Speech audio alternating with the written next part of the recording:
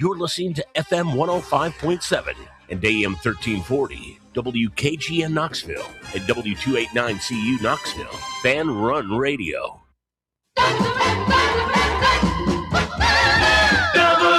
WKGN 1340, go Vols!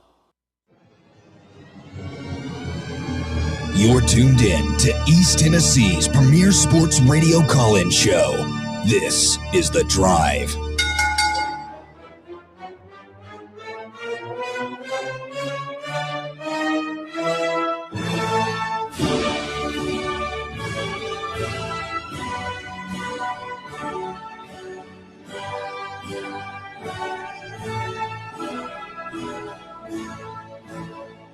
And hello, good afternoon, and welcome to another stellar edition of The Drive here on Fan Run Radio. Russell Smith punching the time clock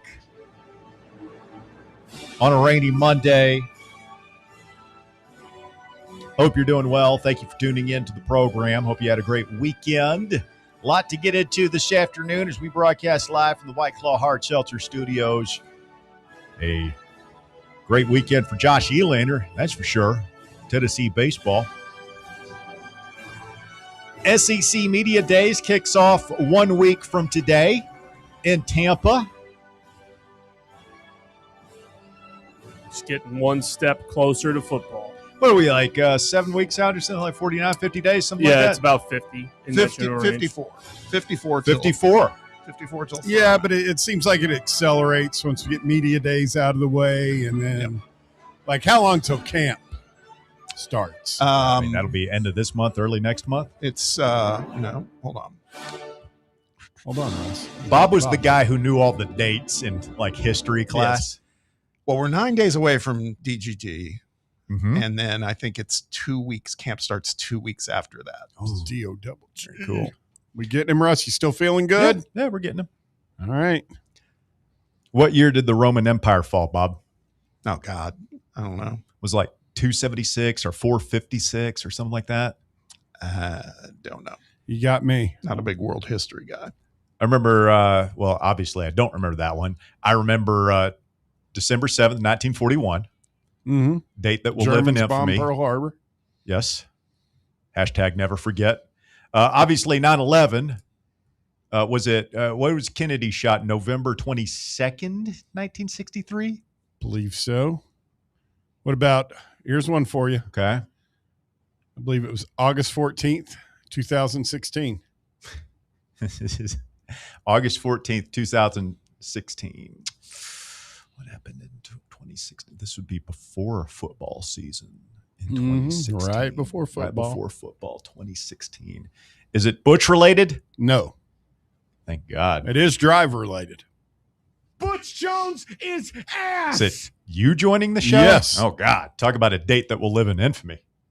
That's only 3 days ahead of my birthday. It was You're it's August a rough 17th. month, August. Yes. My son's an August baby. Trying to remember. I think that's all the dates I know. Big Leo. Me too. You a Leo? Yeah. Let's go. I knew there was something we had in common. Let's see what else is there. July, is it 28th, 1969? Is that when we landed on the moon? God, I don't know. I know it was July in 69. Okay. Walker, are there any dates indelibly etched into your memory? No, I'm not a dates guy. I barely remember birthdays. I'm Mhm. so bad with dates and exact days. Well, Lincoln shot like April 15th, 1965? 1860. 1860, yeah. Yeah. Okay, we've reached the bottom of the barrel. That is April the 4, dry- 1968. April 4, 1968. Shots rang out. In the Memphis sky, Mm-hmm. free at last. They took your life. They could not take your pride. In the name of love. You know, they actually got that song wrong. Really? They got it's early morning, April what? April 8th? 4th. April 4th. Shots rang out. He was shot in the evening. Was he? Mm-hmm. I've just gone on what Bono Me and too. The Edge said. Somebody pointed that You out. probably shouldn't take your American history lessons from a bunch of Irish dudes that dropped out of high school to start a band. Were they dropouts? I'm not sure. You're just saying they were. You're just They didn't make it using far them past Much, that. of much not like early graduating morning, high April school. 4th, that sounded better. It sounded good in Bear's head, so he went with it. Well, then I thought about I think Edge was going to the seminary to be a priest. I don't think he dropped They out of seem high like school. smart guys. I don't think you two would have dropped out. I mean, 3 of them are. 3 of them were smart. Yeah. I mean, the 4th one. Who's the dumb one? Oh, let's see. Who was the bass player? Adam Clayton. Yeah, one of them was, before he joined the band, was traveling through Afghanistan smoking hash. I thought the story was. And In he like ended the up late joining U2. 70s? Yeah. During the Soviet, that's when the Soviets were invading them. I think it was pre-Soviet invasion. Never start a land war in Southeast Asia. Don't do it. Just don't do it. Bob, you have a good weekend? It was great. Didn't do a whole lot. I did. Sometimes those are the best weekends. Well, a couple of things. First of all, I took a spin by Alumni Hall. Sorry, quick shout out to them. But You did stock up on the Adidas gear. I did not. I just went to take a look. That's all. And I got to Window say, shopping. Window huh? Window shopping, Bobby. pleasantly surprised what I saw. You buy something or get out. They've got some that are not heavily UT influenced, but they have some Tennessee alignment, but like some golf polos and stuff like that. They looked great, actually, really nice.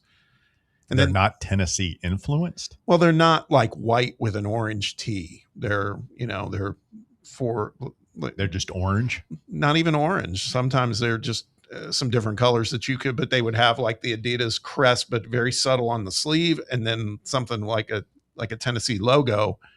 But it's stuff like you could wear out. You know what I mean? You not just to a game or something. Was it the trefoil or the I mean, modern? technically, I feel like all the stuff you should be able to wear out.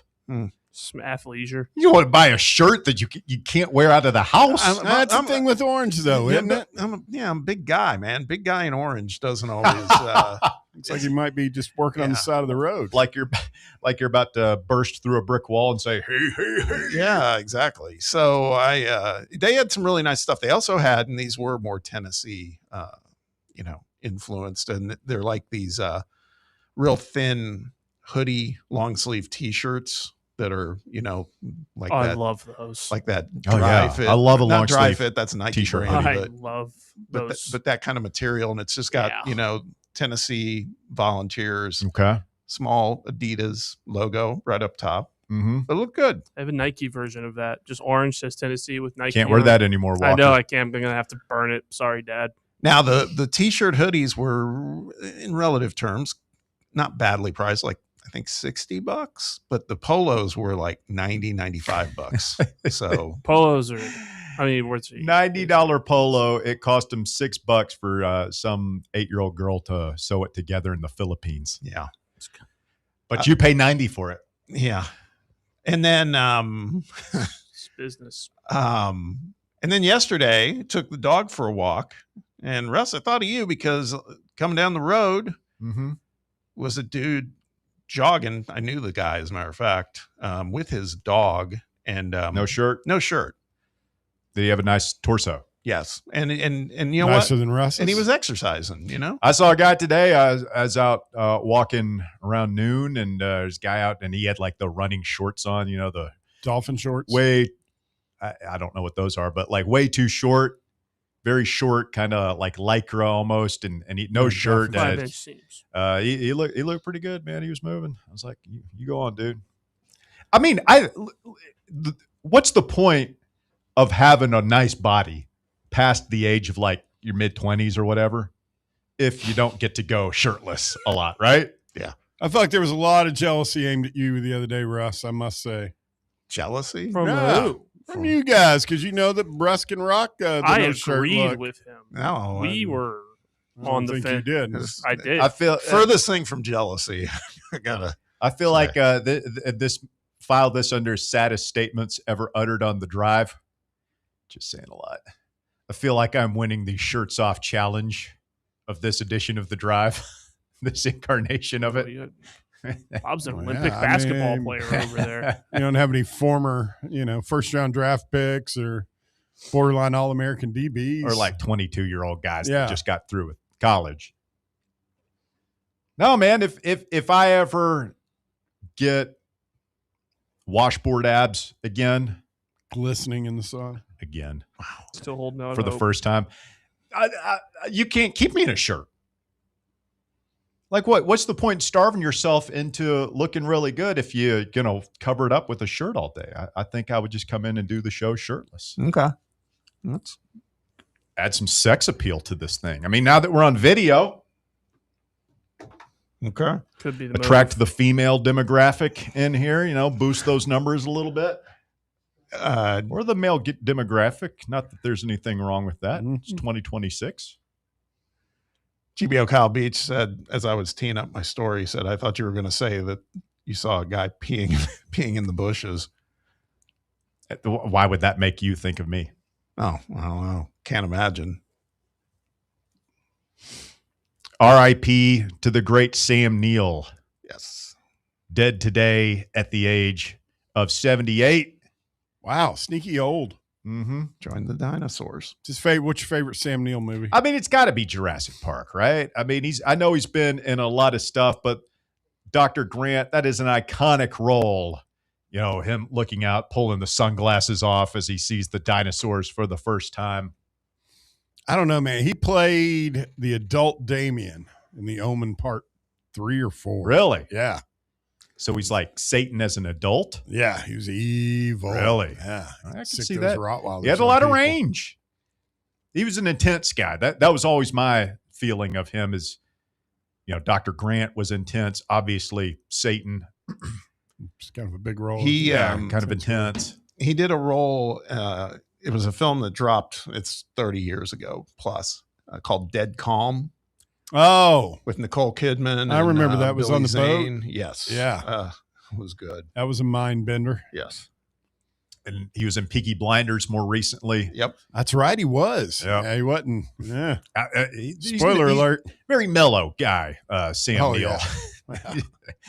Kind of like a English Jim Carrey, I've always said. Well, that's what threw me about Jurassic Wacky. Park was typically he trended towards playing bad guys. Mm-hmm. So I mean, he wasn't like happy, cuddly dude in Jurassic Park. There was a darkness to him. Remember, he didn't like kids. yeah, but he saved him.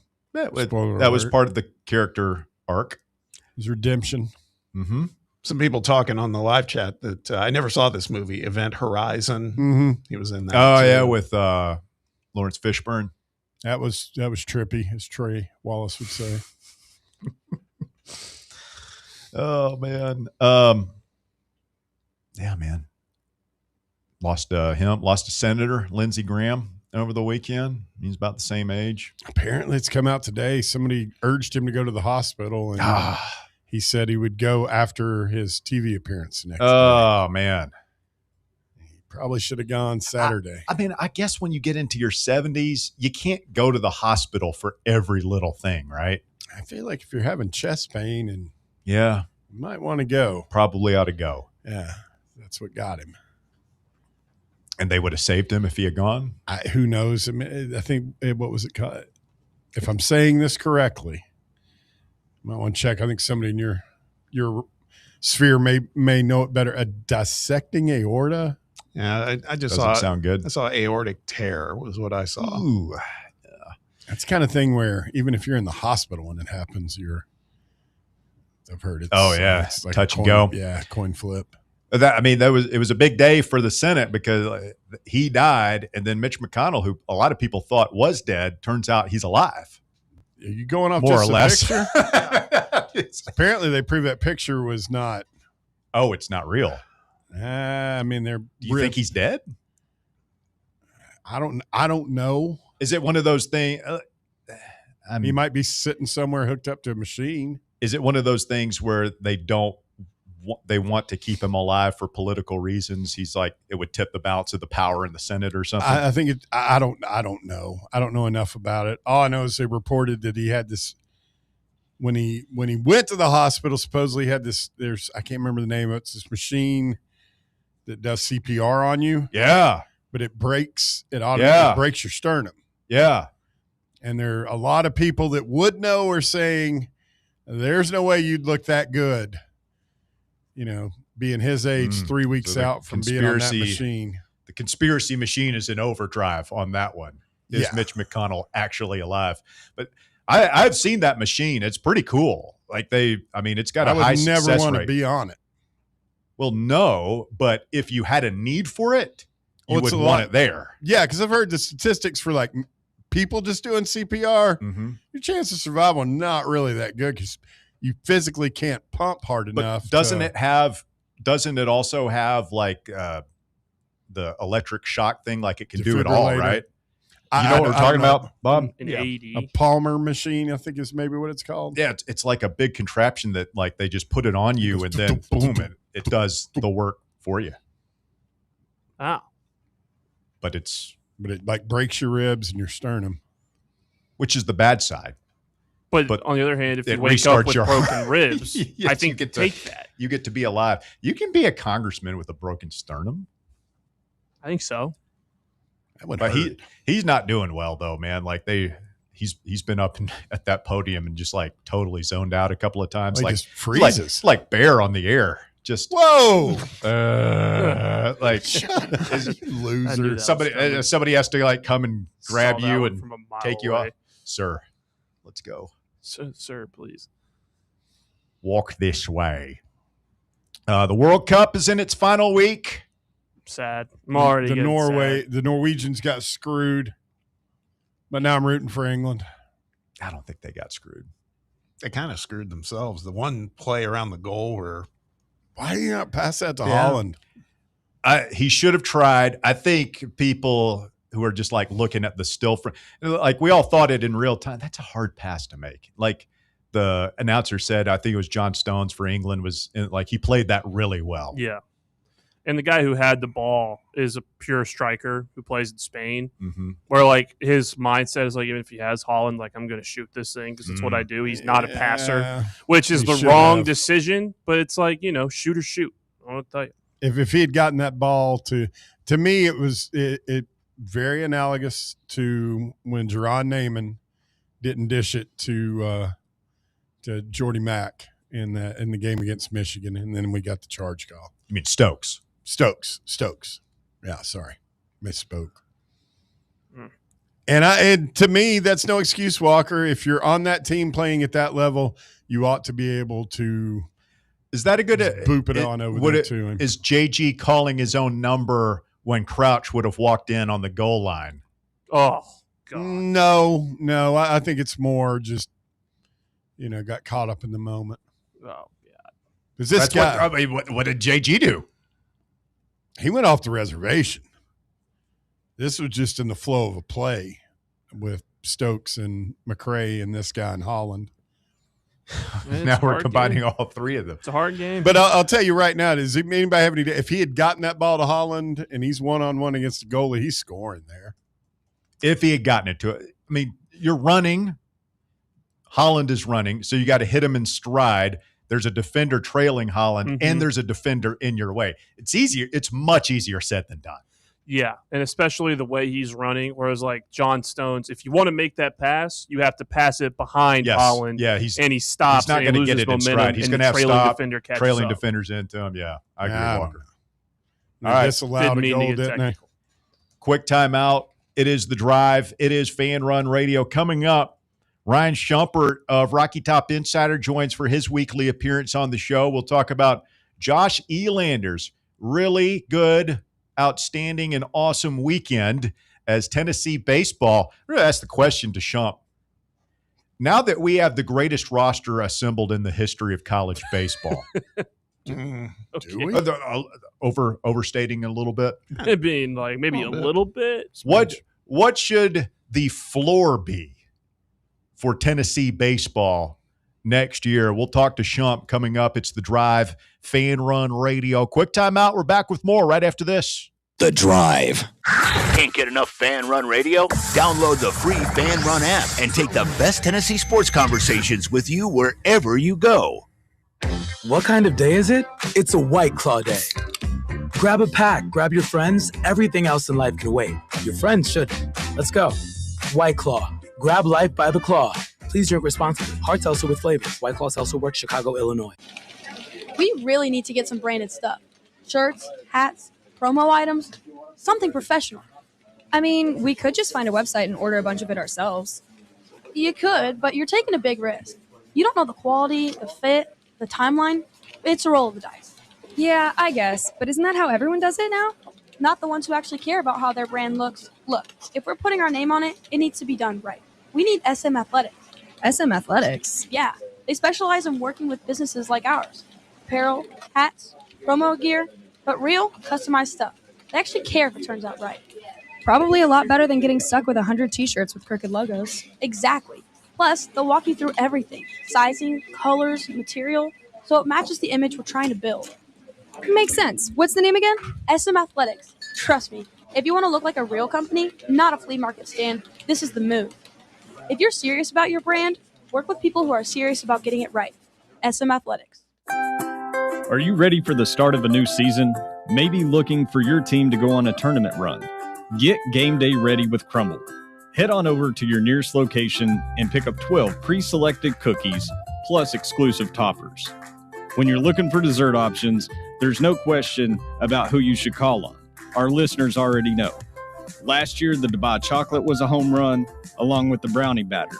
Oreo crumb was another crowd favorite. What new flavor will set the standard this season? If you're in the Knoxville area, there are 3 locations ready to serve you: Clinton Highway, Parkside Drive, and Maryville. Download the Crumble app to build your best lineup and vote on the best combos. You can even put your bid in to request a new flavor. Order in the app and slide on over to your nearest location. Tell them Fan Run sent you, and as always, it's for the fans, by the fans. Don't miss the cookies. Welcome to Axle Logistics, where excellence isn't just a goal, it's an energy. As a leading third-party logistics company, Axle is powered by an award-winning culture built on a work hard, play hard mentality. Here, the drive for success is contagious and hard work never goes unnoticed. Whether you're just starting out or looking to level up, Axle Logistics is the place to launch your career. Join us and take your ambition to the stars. To learn more, visit axlelogistics.com. Life insurance. Why are you putting it off? Can't afford it? Too much hassle? Think you don't need it? There's lots of excuses for putting off life insurance, but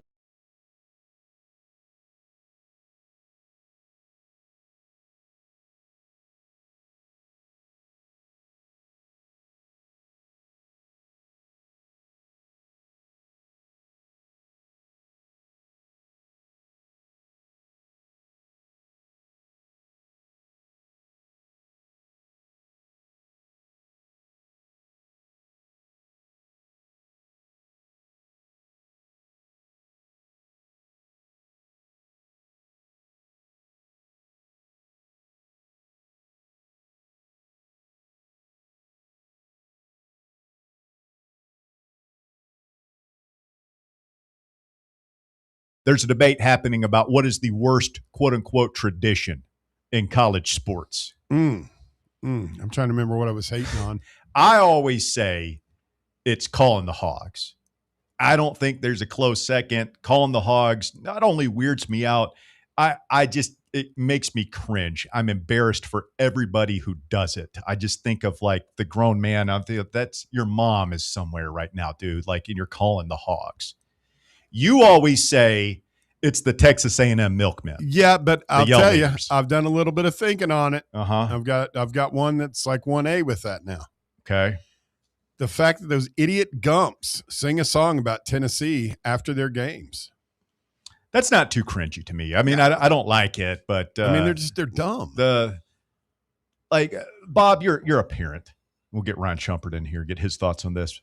Bob, if you ever saw one of your kids calling the Hogs or dressed up like a deranged milkman, leading cheers and a pair of overalls. I mean, wouldn't half of you think about seriously disowning your children? We'd have a talk.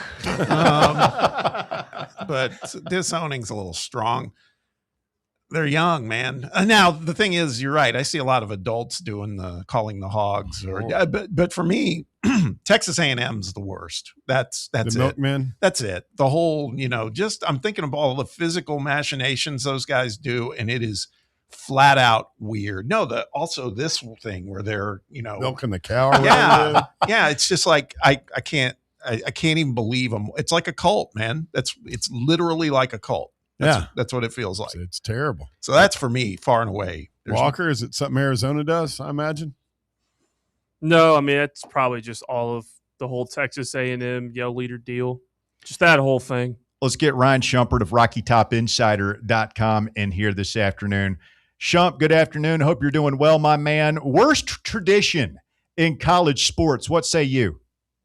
Yeah, I feel like A&M, just like everything they do, is the first thing that comes to mind. I think the thing that's maybe I didn't realize until the football game in 2023, some of the milkmen carry swords with them, which is just particularly absurd. Swords? I think it's only to select few, but there were Texas A&M yell leaders with swords in Neyland Stadium in 2023. Now, a real hot take.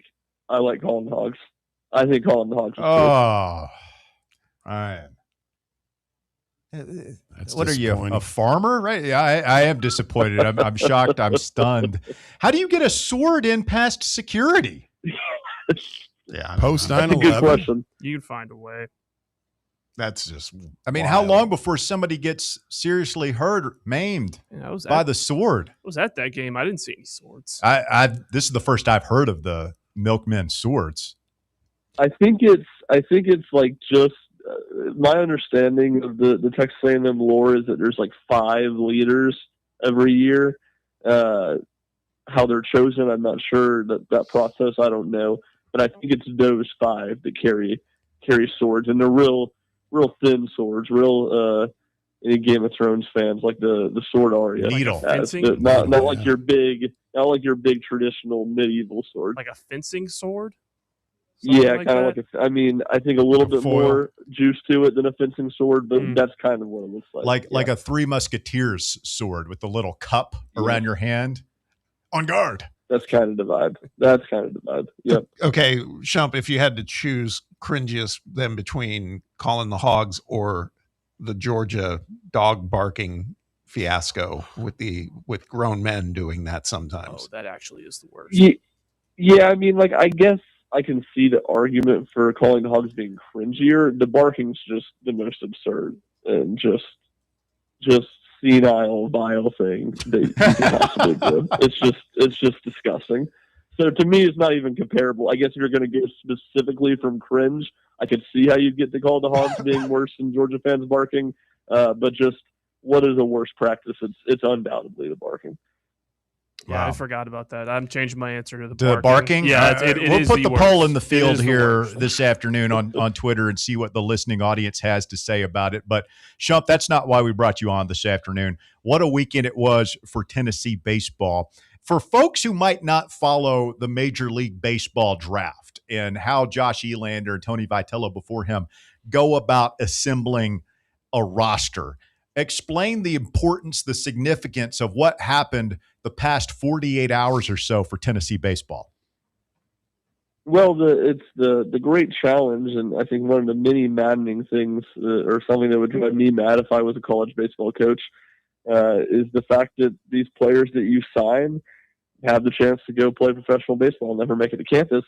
And I think it's particularly the case. I mean, a couple of Tennessee's players that were like draft risks this year committed to Tennessee in 2022, like when they were freshmen in high school. So you're recruiting these guys early. It's a very early recruiting process in college baseball compared to college basketball or football. And then you kind of get here and it's wait and see. And if you do a good job with your evaluations and recruitment, you're going to have a lot of players that end up being draft risks when that time comes around. And that was the case for Tennessee this year, where it was really 11, 12 players that it felt like from their high school signing class could potentially opt to sign professionally and get selected and opt to sign professionally and never make it to campus.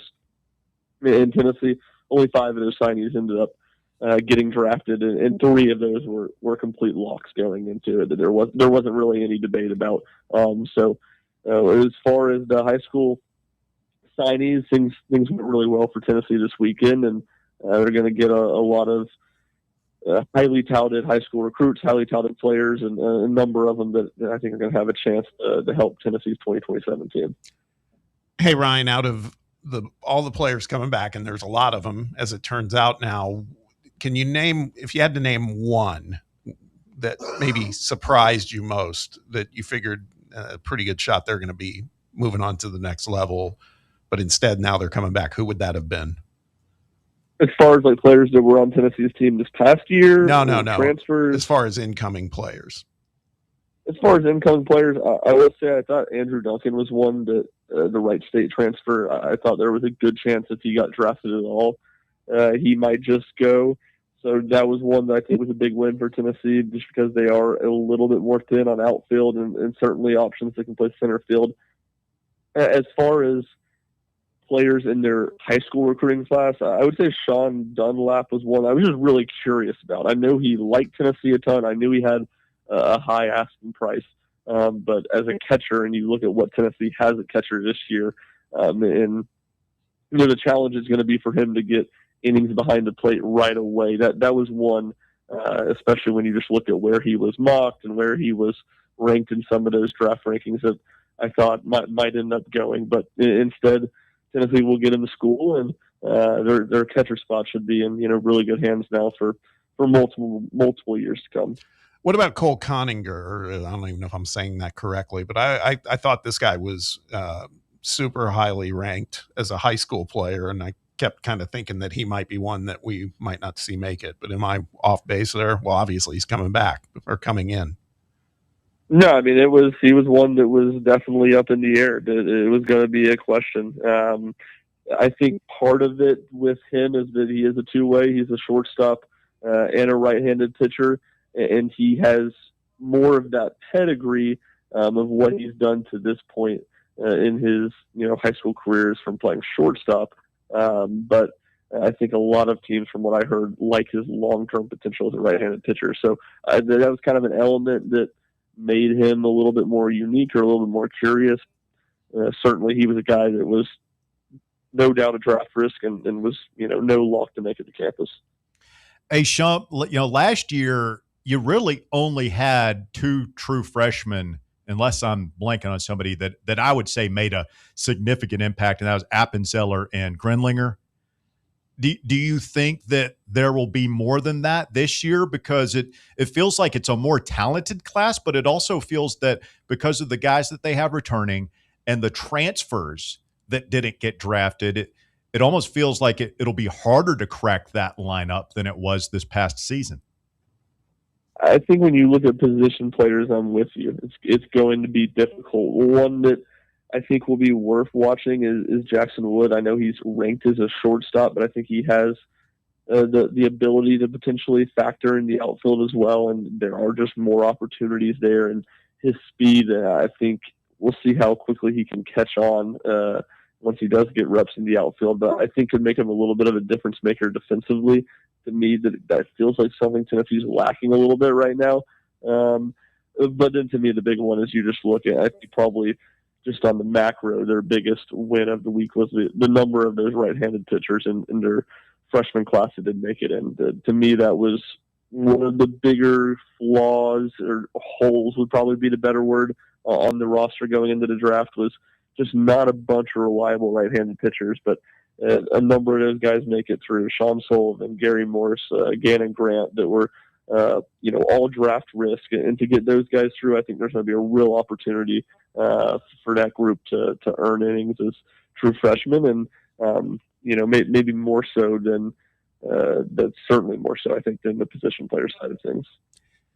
So the weekend was obviously fruitful for Josh Elander and the team. I think the vibes are very, very high just based on anything you see on social media or any fans that you talk to that are hardcore baseball fans.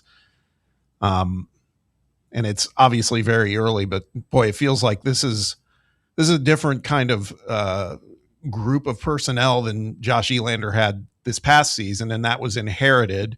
And it was a good team, don't get me wrong, but this feels like it could be better for sure. But I mean, how do you feel like what do you think the floor for this team is when you look at all the pieces? I mean, this feels like kind of what we're talking about with basketball too. Like on paper, it looks fantastic.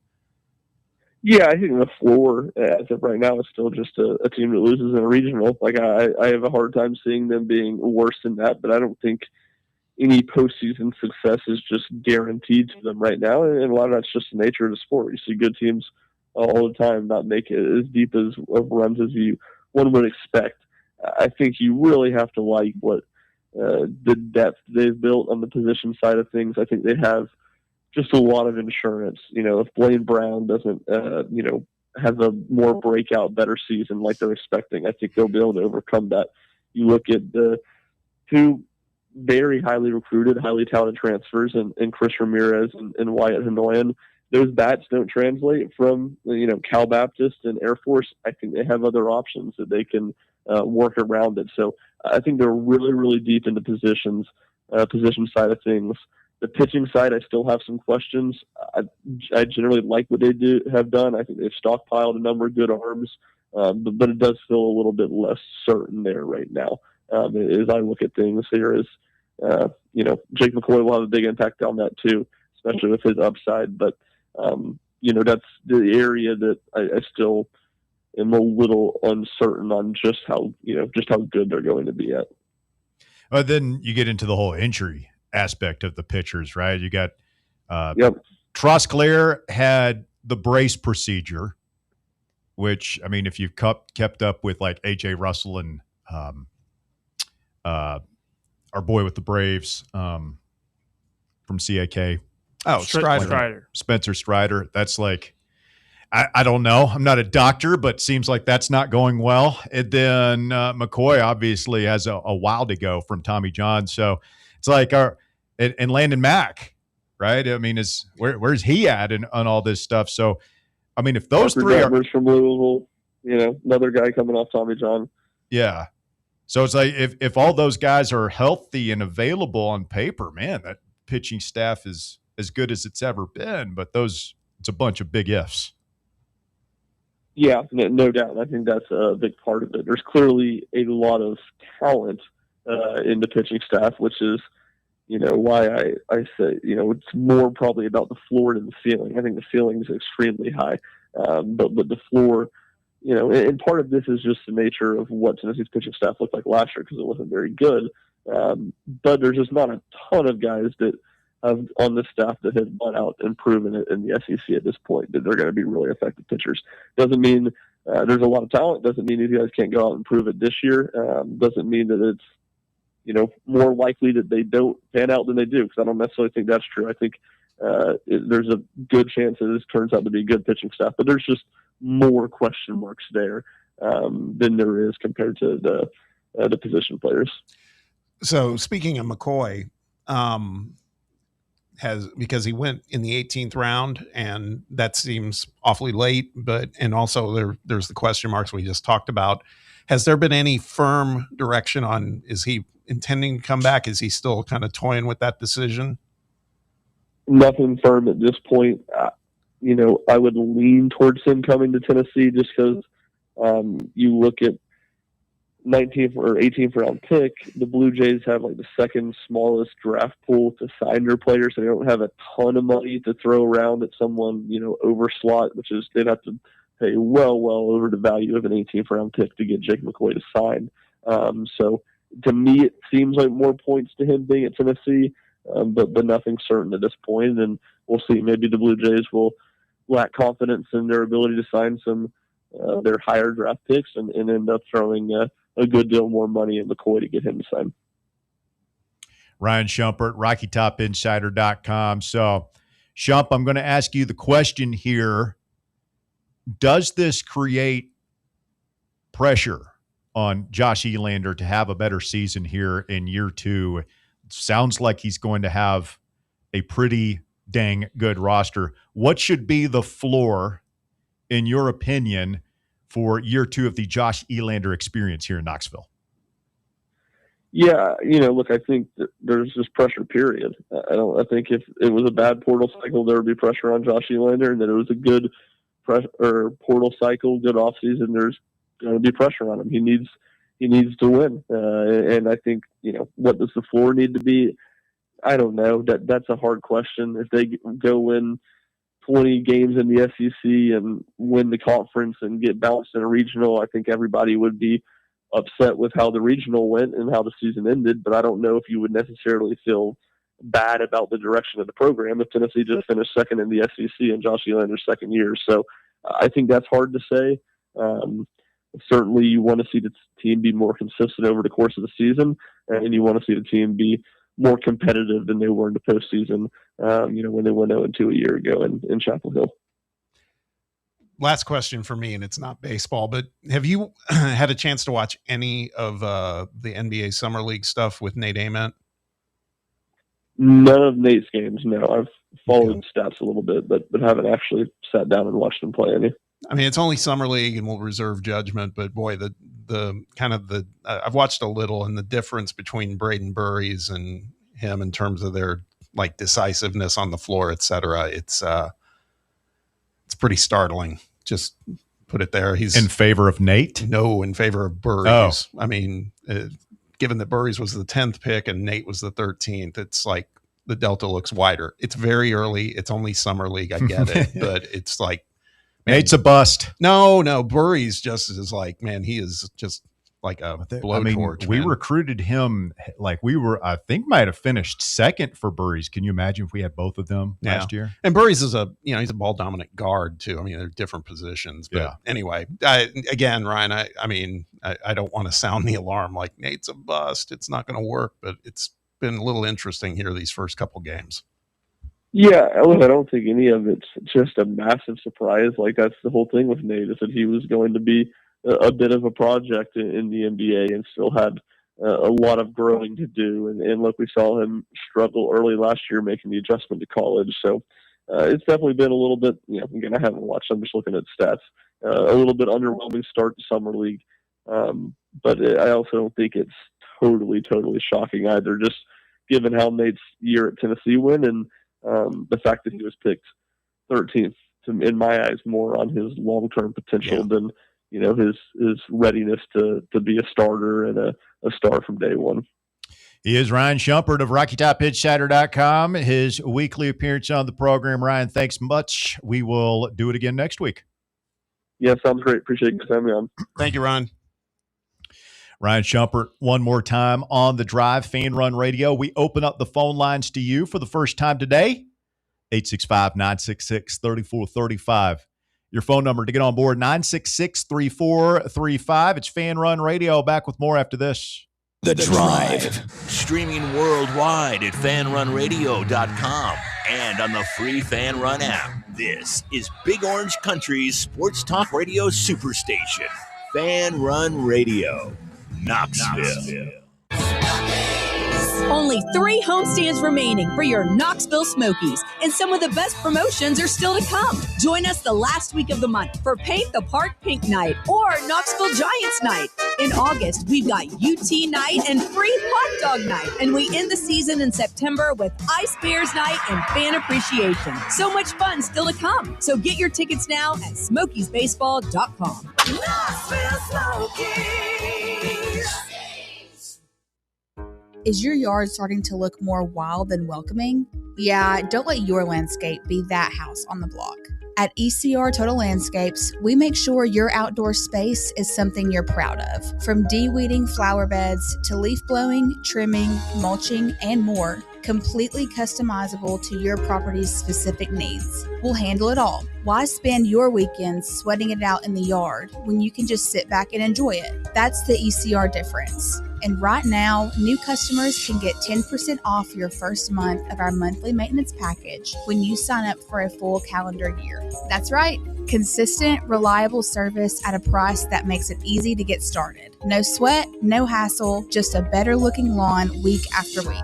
Call ECR Total Landscapes today and mention promo code FANRUN to save 10% on your first month. Call 865-384-2012 or visit us online at ecrtotallandscapes.com. Barley's has live music on weekends, general team trivia on Wednesday nights at 8 p.m., and now live sports trivia courtesy of the Knoxville Trivia Guys every Thursday night upstairs. The game starts at 7 p.m. and is free to play for everyone, so head on down to the Old City and show off your sports knowledge and win gift.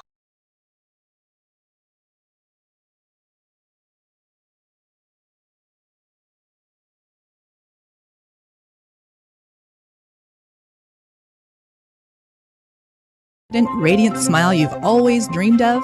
Well, here at Knoxville Smiles, we're ready to turn your dream into a reality. At Knoxville Smiles, we're more than just a dental practice. We're your partners in achieving optimum oral health. From routine cleanings and checkups to advanced cosmetics and restorative procedures, we offer a wide range of services in an environment that makes every visit a positive and comfortable experience. At Knoxville Smiles, it's about more than just treatments. We're focused on creating a welcoming environment where you feel like family. Our state-of-the-art facilities are designed with your comfort in mind, and our friendly staff is always ready to address your questions and concerns. Don't wait any longer to achieve a beautiful smile you deserve. Schedule your appointment at Knoxville Smiles today and take that first step towards a healthier, happier you. Call us at 865-539-1776 to book your appointment today, or just visit our website at knoxvillesmiles.com. Vol fans.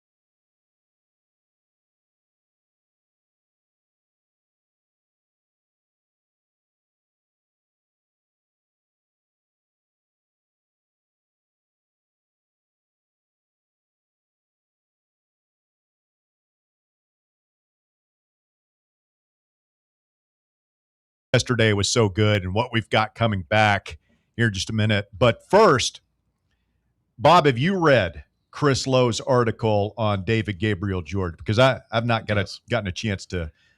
I've been doing stuff. I want to give it the attention I feel like it deserves, hopefully later when I've got nothing else going on. Yeah, I have read it. And we're going to have Chris on the show on Wednesday to talk more about it. But he spent the better part of a day with DGG last week. And yeah, I thought it was really interesting because he asked him some questions too. Like, do you feel like you can be like great, like the greatest ever? And DGG was like, yeah, I do. I believe it, and nice. Just hearing and some of the other stuff we're hearing too about his camp, basically saying, wherever he chooses to go, that's final when he does it. So there's no, there's no somebody swooping in trying to get him. And, unless something crazy happens on the coaching staff, he wants to be somewhere for 3 years and not have to go into the portal, do anything else. He wants to be dedicated to one place. Refreshing, isn't it? Yeah. It's a good old-fashioned recruiting battle. Have you guys seen the picture of him that Chris tweeted out?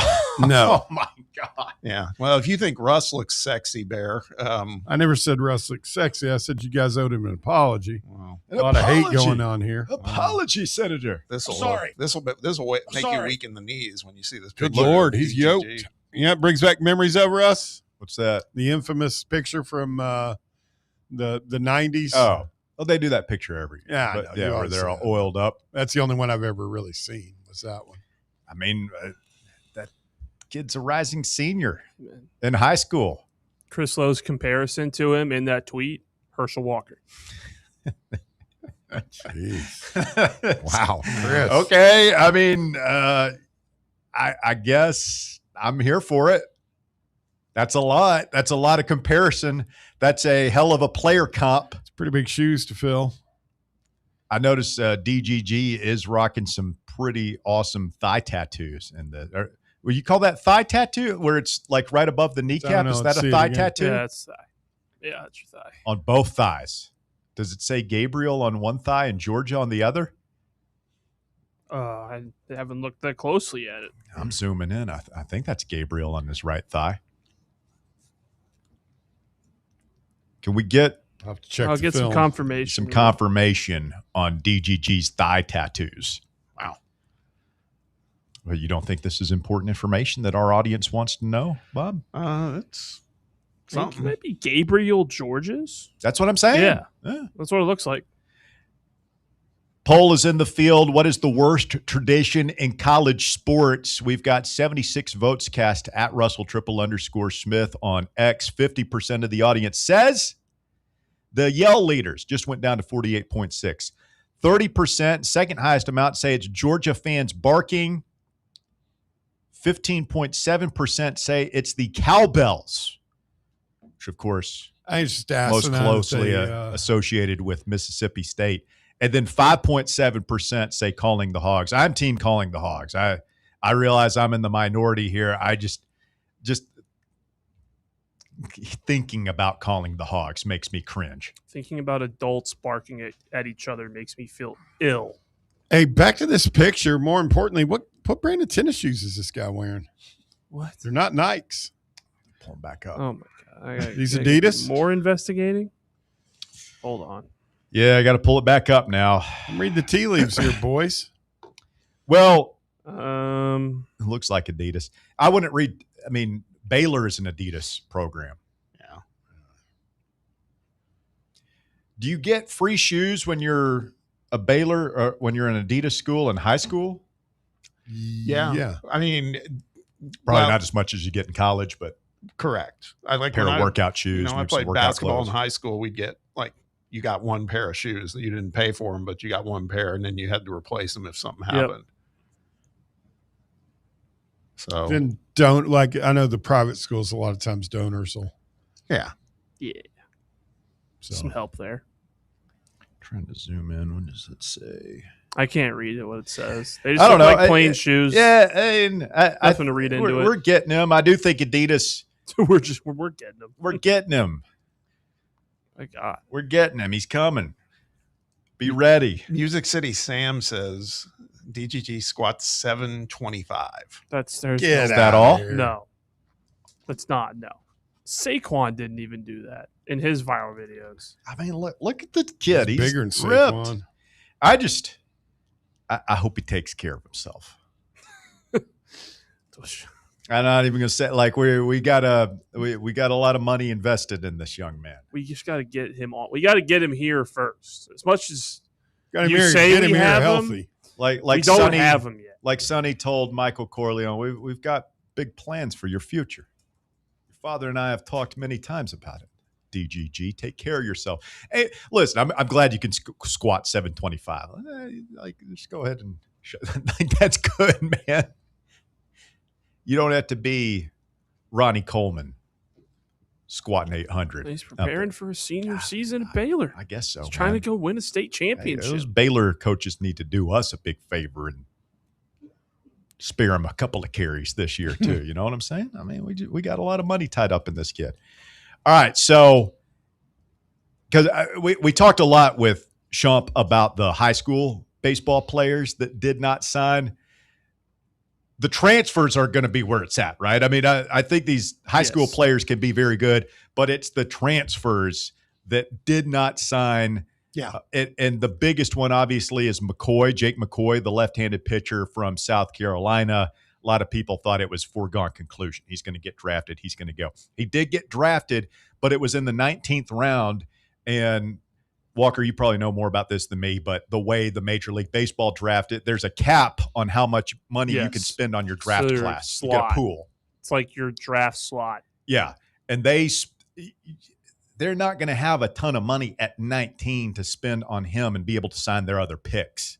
So it's thought that McCoy is going to make it to campus, which would be huge. I mean, he would be potentially right there with Appenzeller and Mack to be your ace. I mean, if those guys are healthy, Cameron Appenzeller, Landon Mack, Jake McCoy, that's a heck of a rotation. Good. You've also got Parker Detmers coming from Louisville with starting experience.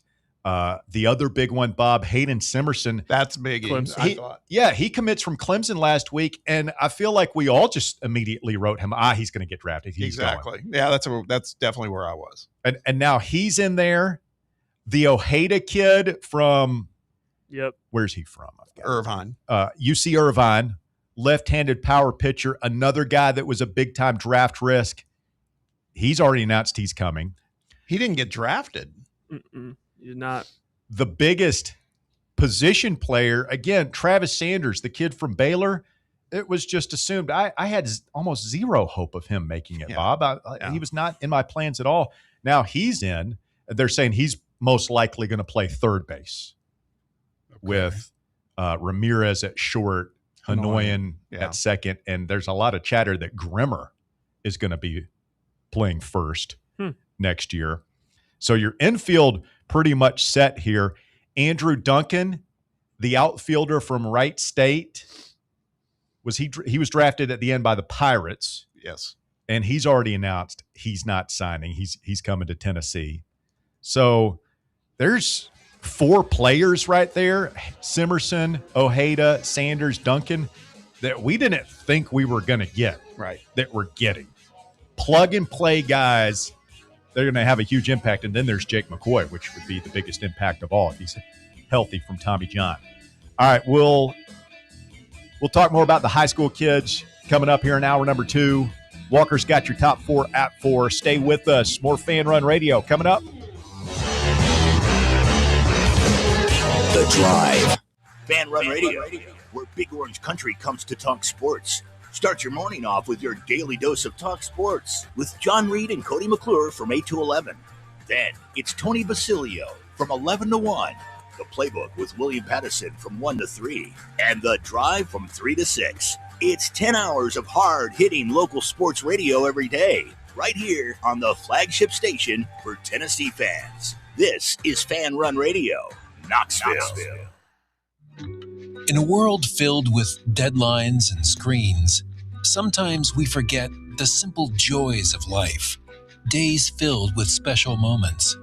At Inward Half, we understand the essence of these moments. Feel the difference between our breathable fabrics and flexible apparel as you disconnect from the hustle and bustle and reconnect with what truly matters. Inward Half. Simple luxury for on and off the course. Hey, Vols fans, Cody Brown here. I grew up right here in Tennessee and know what it means when someone says, I've got your back. That's why you can trust Farm Bureau Insurance of Tennessee. Whether it's your home, your vehicle, your family's future, or the business you built from the ground up, we will show up for all of your insurance needs. We are Tennesseans who understand what matters, which is doing right by you. Insurance is not all about just paperwork and policies, but it's about the people we insure every day. So if you want insurance that hits home, give me a call at 865-992-3871. Go Vols. Citizens National Bank. Life is more fun with a Good Life account, offering extra benefits, including bank travel. Experience the trip of a lifetime to Ireland. Explore rolling green hills, historic castles, and charming villages across the Emerald Isle. Get in on the fun. Call 865-429-7935 today. Citizens National Bank. Banking never felt so good. Member FDIC. Are you thinking of buying a home but don't know where to start? Well, call VFL Josh Travis, your local mortgage expert with Foundation Mortgage, based right here in Knoxville. Whether it's your first home or your forever home, he'll keep the process simple every step of the way. To get started, visit mortgagebrokerjosh.com or call 423-312-9777 today. Foundation Mortgage Company, LLC is an equal opportunity housing company. NMLS number 1387311. Welcome to Axle Logistics, where excellence isn't just a goal, it's an energy. As a leading third-party logistics company, Axle is powered by an award-winning culture built on a work hard, play hard mentality. Here, the drive for success is contagious and hard work never goes unnoticed. Whether you're just starting out or looking to level up, Axle Logistics is the place to launch your career. Join us and take your ambition to the stars. To learn more, visit axlelogistics.com. You're listening to FM 105.7 and AM 1340, WKGN Knoxville, and W289CU Knoxville, Fan Run Radio. Hi, I'm Ryan Blaney, a third-generation race car driver, and we dedicate a lot of our time to going as fast as possible. My grandpa Lou is the reason why my dad and I started racing, and I'm really proud to follow in his tracks. But when my grandpa was diagnosed with Alzheimer's, it was a very unexpected bump in the road for us. I've learned a lot on this journey with my grandpa Lou, and the memories of my grandpa will always be with me. It's important to notice if older family members are acting differently, experiencing problems with their memory, or having trouble with routine tasks. Talking about Alzheimer's can be really tough, but if you notice something, have a conversation with your loved one. Encourage them to see a doctor or offer to go with them. Early detection of Alzheimer's can give your family time to explore support services, make a plan for the future, and access available treatments. The Alzheimer's Association provides care, support, and research to help you take control of the situation with your family and manage the disease together. If you or your family are noticing changes, it could be Alzheimer's. Talk about seeing a doctor together. Visit alz.org/time to talk. A message from the Alzheimer's Association and the Ad Council. It's time for the Drive's Top 4 at 4.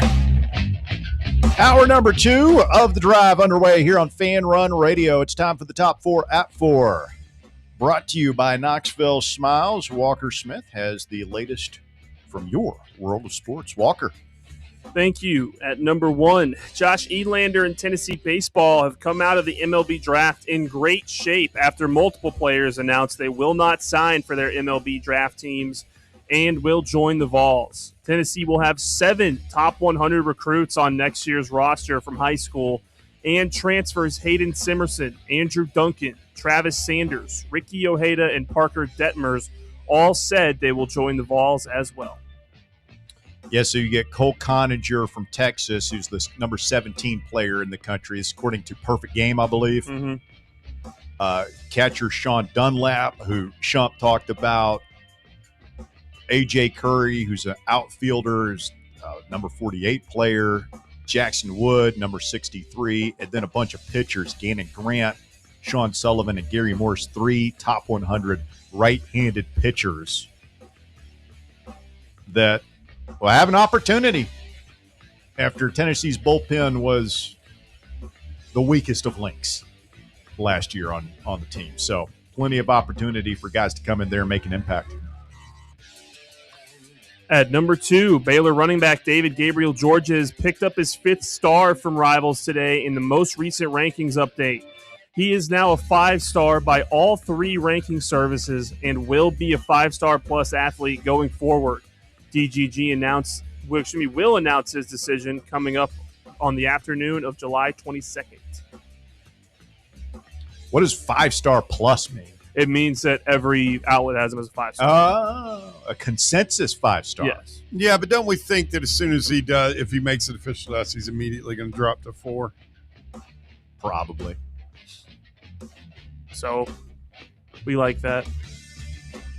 We like that he's going to drop? No, I don't think we do, Walker. It does. I mean, once he's on campus, we're going to call him a 5-star, even if they lower him down. So who cares?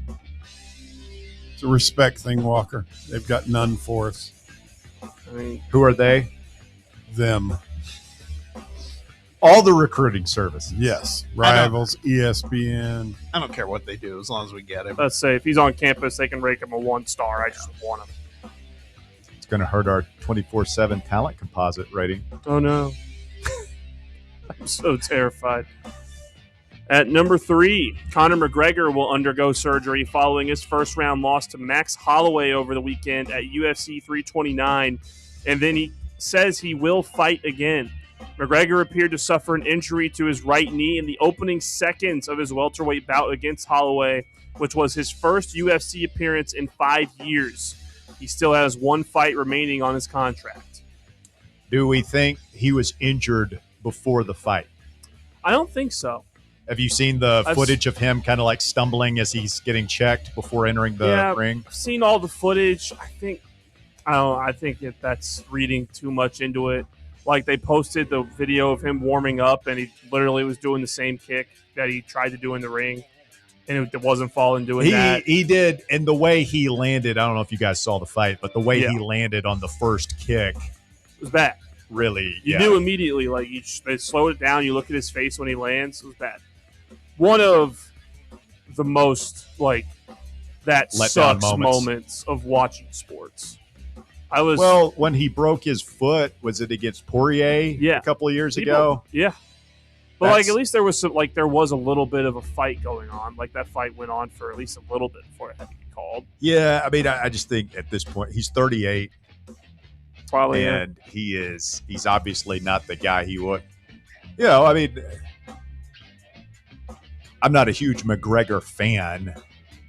I think he's problematic at best. in a not a number good of ways. guy. But he was the guy that got me into MMA. That Yeah. brought me from that's human cockfighting to there's a legitimate sport Mhm. that should be followed. I mean, there's no doubt that he was a big part of its explosion in popularity in recent years. And they say he's got one more fight to fulfill his contract, but I can't see it being something that at this point is it just me? Like, did you watch it, Walker? Yeah, I was watching. Like when the energy wasn't there, even as soon as he came in the ring, in the fight, it wasn't the same. When like back in the day, it was kind of like a Tyson like effect. When McGregor steps in that ring, you're like, what's about to happen? That's for me and my group of guys who I was watching it with. You had that feeling? That's how we felt. Okay. Because in the MMA sort of world, like McGregor kind of was that version of Tyson for people in my generation. That's what it felt. It felt like late Tyson to me, where it's like, maybe it pops off, but I didn't really believe. I mean, he was hobbling on his way to the ring or the octagon. That's what people are saying. People are saying. I don't know. People, have you not seen the video? He stumbled a little bit as he's getting checked, as he's taking his shoe off, standing up. You can stumble a little bit doing that. But they showed the video. Did you see the fight? Did you see when he landed? Mm-mm. Because that's like how you tear an ACL. Yes. I saw Patty the Batty choke that guy out in about 10 seconds. Yeah, that was awesome. Big win. Big win for Patty. And at number 4, Tennessee Vols fans will have multiple former Vols playing in the Summer League this afternoon. Right now, Chaz Lanier is about to tip off with the Pistons against the Knicks. Later tonight, Jemai Meshack plays with the Grizzlies at 7 p.m. Kennedy Chandler plays with the Bulls at 8 o'clock. And Nate Ament is in action with the Bucks at 10 p.m. tonight. Did you see Chaz had a big game? Yeah, I saw that. Either yesterday or 17 points in half a quarter. Yeah. It's awesome. 7 threes or something crazy. Something just sweet. Just being in the zone. Thank you, Walker. You're in the zone, my friend. Just firing on all cylinders. Try. Outstanding work. The top 4 at 4 brought to you by Knoxville Smiles, where I go to the dentist. Have been going there for a number of years, and man, they're going to do great work for you. If it's been a while since you've been to the dentist, if that was one of your New Year's resolutions that you just haven't gotten around to yet, well, go ahead and cross one off the list. Do yourself a big favor. Call Knoxville Smiles. Tell them you heard us talking about it on Fan Run Radio, and let them take care of you. Their number's 865-539-1776. Tell them Fan Run sent you. Set up your appointment today. You can also do it online at knoxvillesmiles.com. Smile brighter with Knoxville Smiles. Phil wants us to break down the Braves draft picks. Mm-hmm. Saw where we took a couple of outfielders, a couple of center fielders. Didn't y'all take a Vol?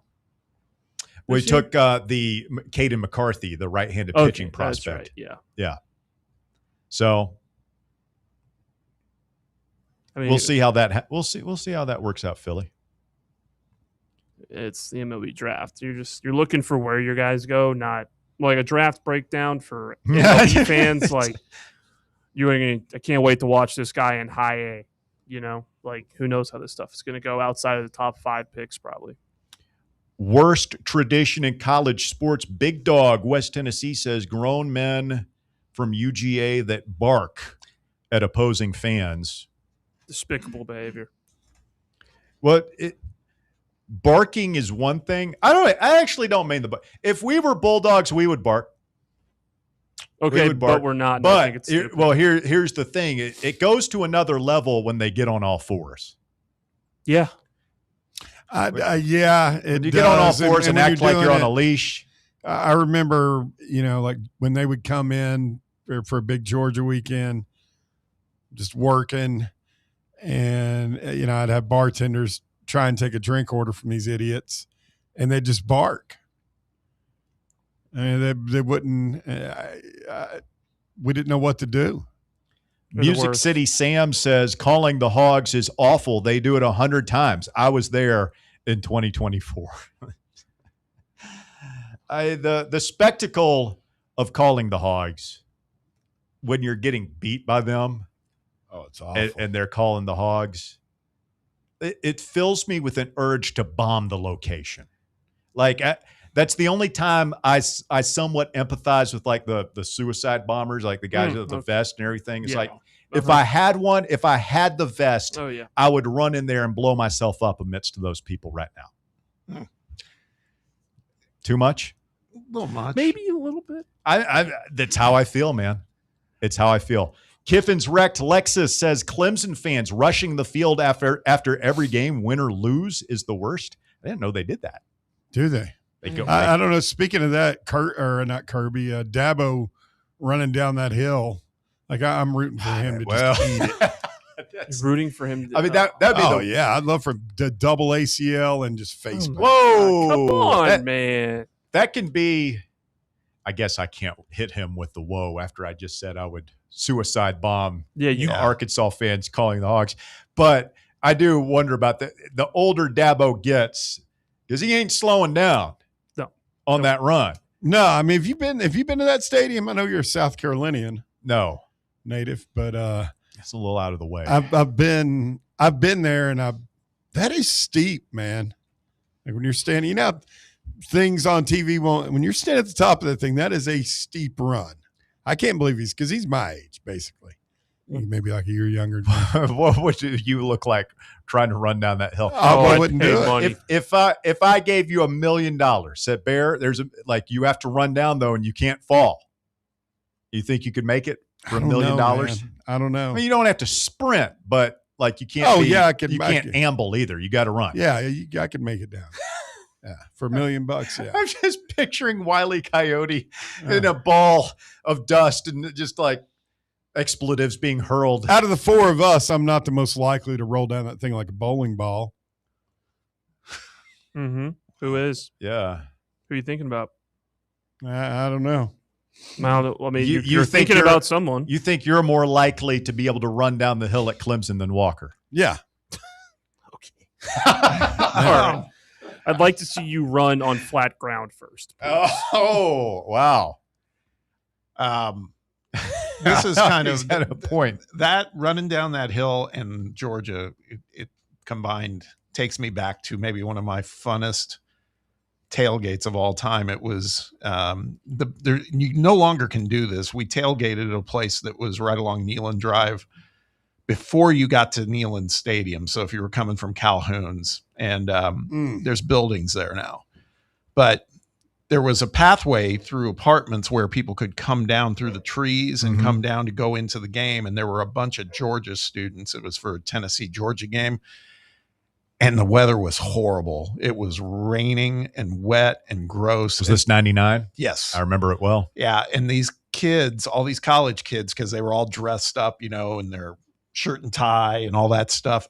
We just watched them one by one just fall and wipe out down that muddy incline. It was beautiful. It was like a couple buddies of mine. We weren't even going to the game. We were just going to go tailgate and then go watch the game somewhere else. And then they got in all wet and muddy and got their ass beat. Yes. It was yikes. It was amazing.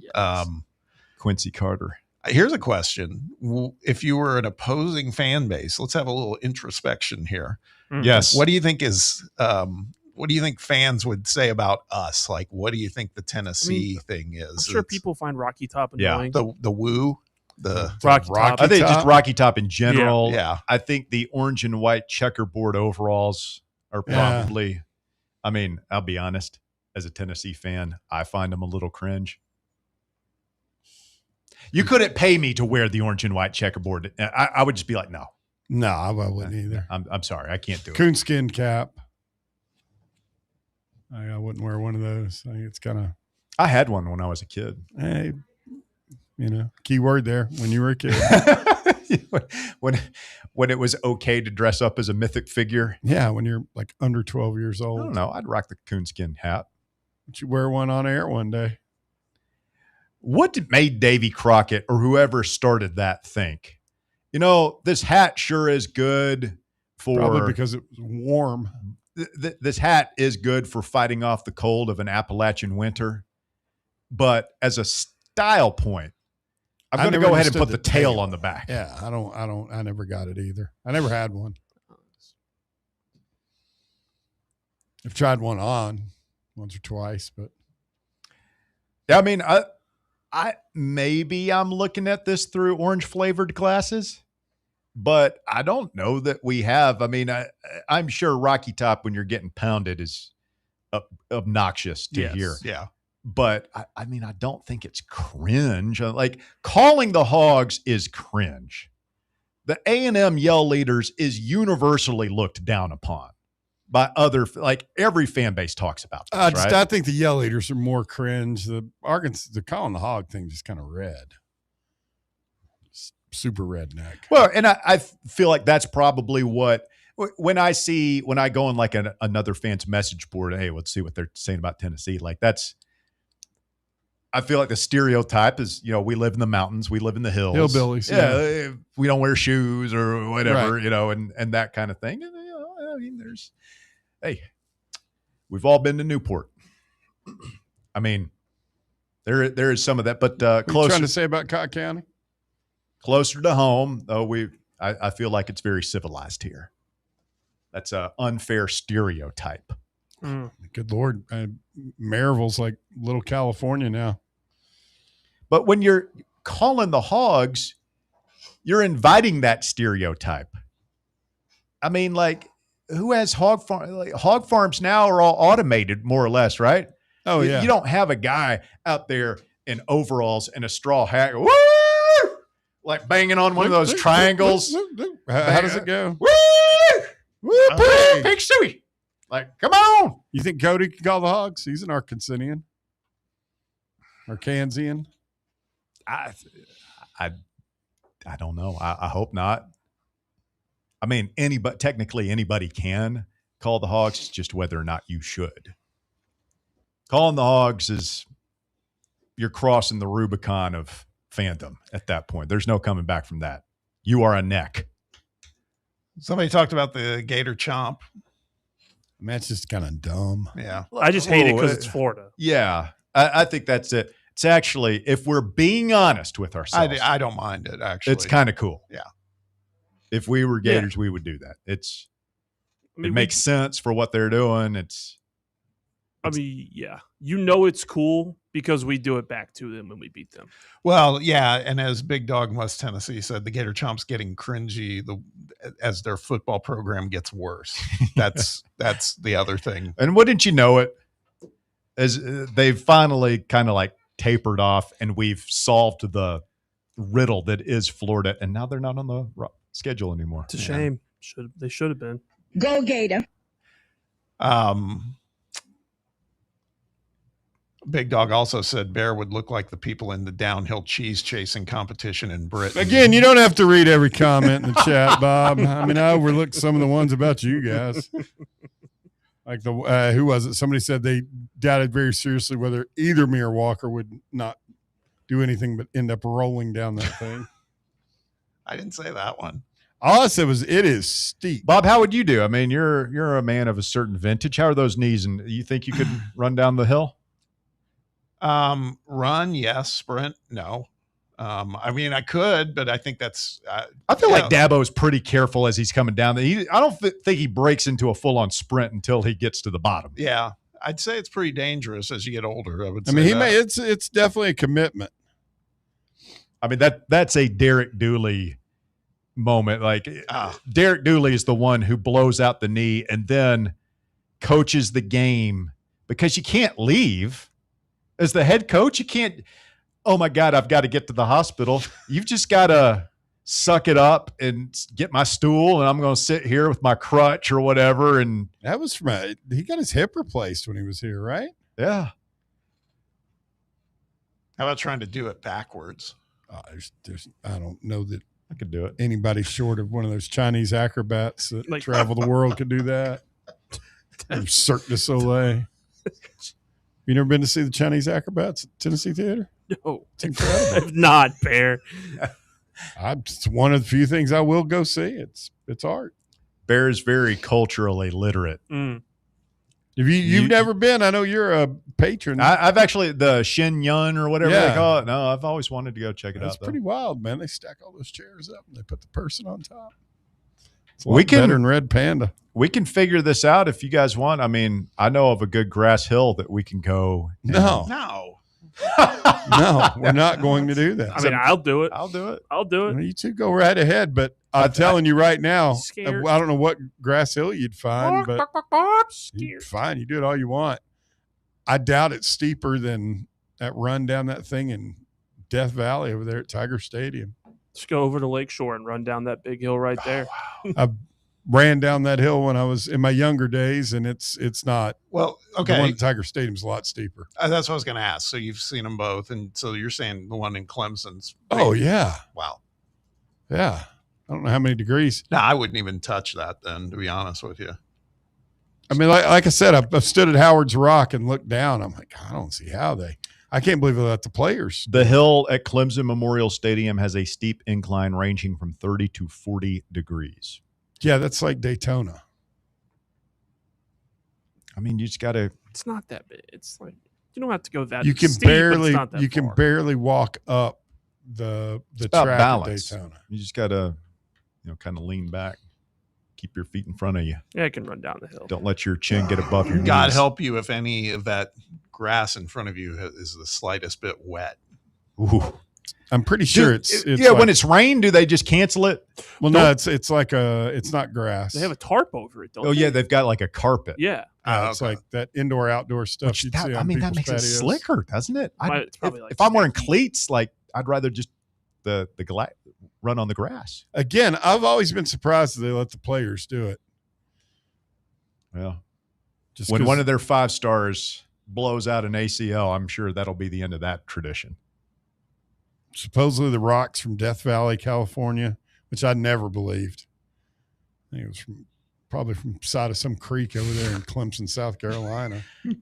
Bear is putting forth the Howard's Rock conspiracy this afternoon on the drive. I mean, it just looks like any other river rock. He brought it back from Death Valley. They've got the whole story about it. Yeah, I mean, it's their tradition.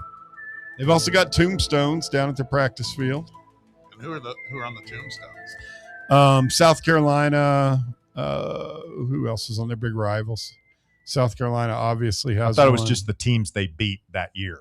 They put tombstones. No, they've got set ones for like University of South Carolina. I'd have to call it. I don't know if any of the guys that I went with would remember them all. Their biggest rivals in football. We didn't have one. Bear, do you think you could, if you were the old man in the bison video that went viral from Yellowstone? You don't have to finish. No. You don't think you could have gotten away from the bison? Hell no. That thing is a wild, agile animal. That guy Ain't didn't use the trees well enough. No, he didn't that's follow not- his blockers. Yeah, I was just Ain't wondering. nobody getting away from that thing. Climb the tree, right? I guess you could try. Yeah, I mean, God help you if you didn't get up quick enough. Well, look what happened to him. It didn't matter. You see how high in the air that thing launched him? Yeah. It's like 8 feet. I think it was more than 8. Targeting 15 The guy was yards. fine. Bison disqualified for the rest of the game. I don't think he was fine, Walker. No, he was good. Report I said he had serious injuries leading to hospitalization. He did not. I think he did go to the hospital. Everything I saw is that like he's just okay dusted now. dusted off. I'm not saying he just dusted it off, but like it wasn't that bad. Like he He's wasn't. an 80-year-old man that got trucked by a 3,000 I pound wild understand, but buffalo. I'm showing what I saw. And, I have it for later, so we can Rub get some back dirt into on it and get back out there, Elmer.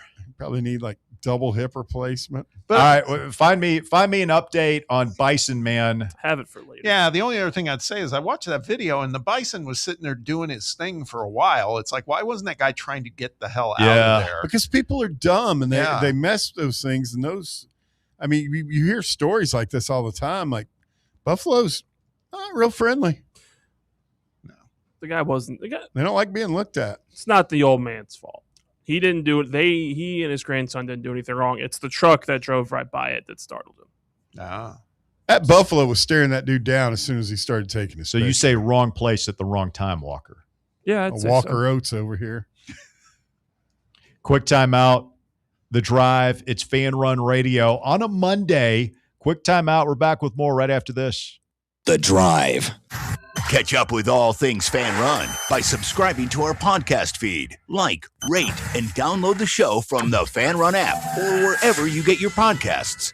White Claw is taking hard seltzer to new heights with White Claw Surge. At 8% alcohol, White Claw Surge is a stronger wave of refreshment that doesn't compromise on taste.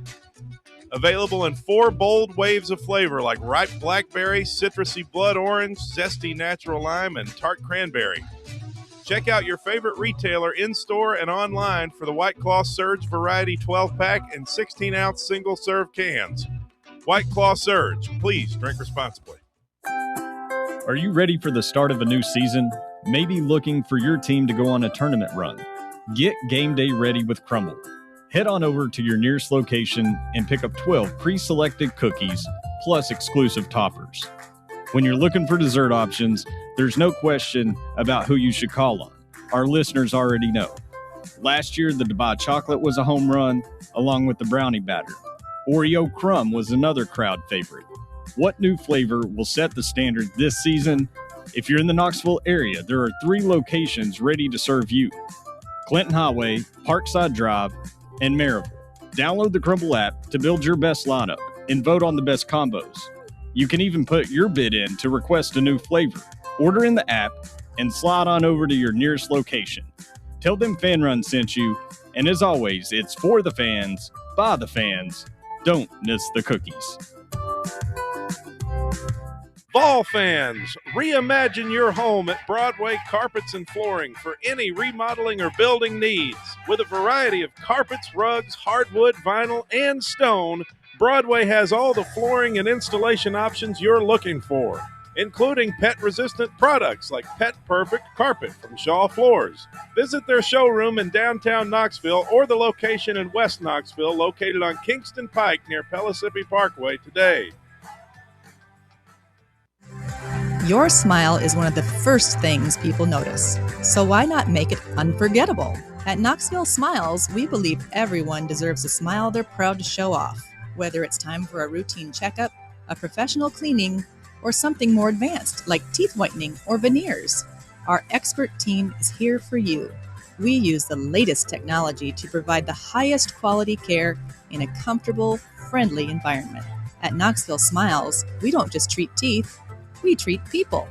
Our goal is to make every visit as stress-free and pleasant as possible.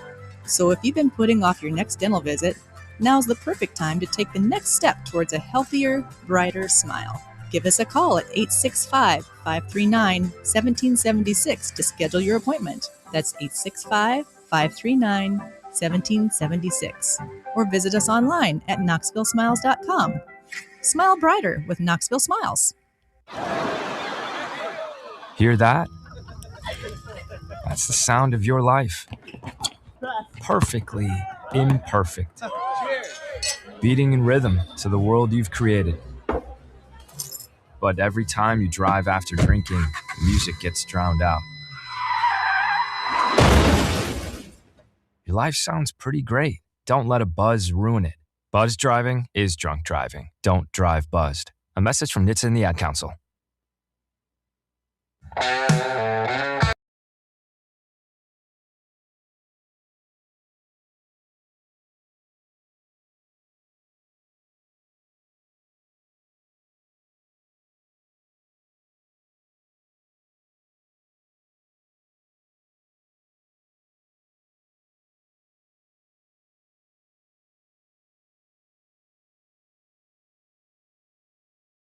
Yeah, but he's fine.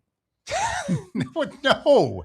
If you have multiple broken bones because of a collision with a buffalo, you are by definition not fine. He's recovering. He's fine. Did you say he's 80, Bear?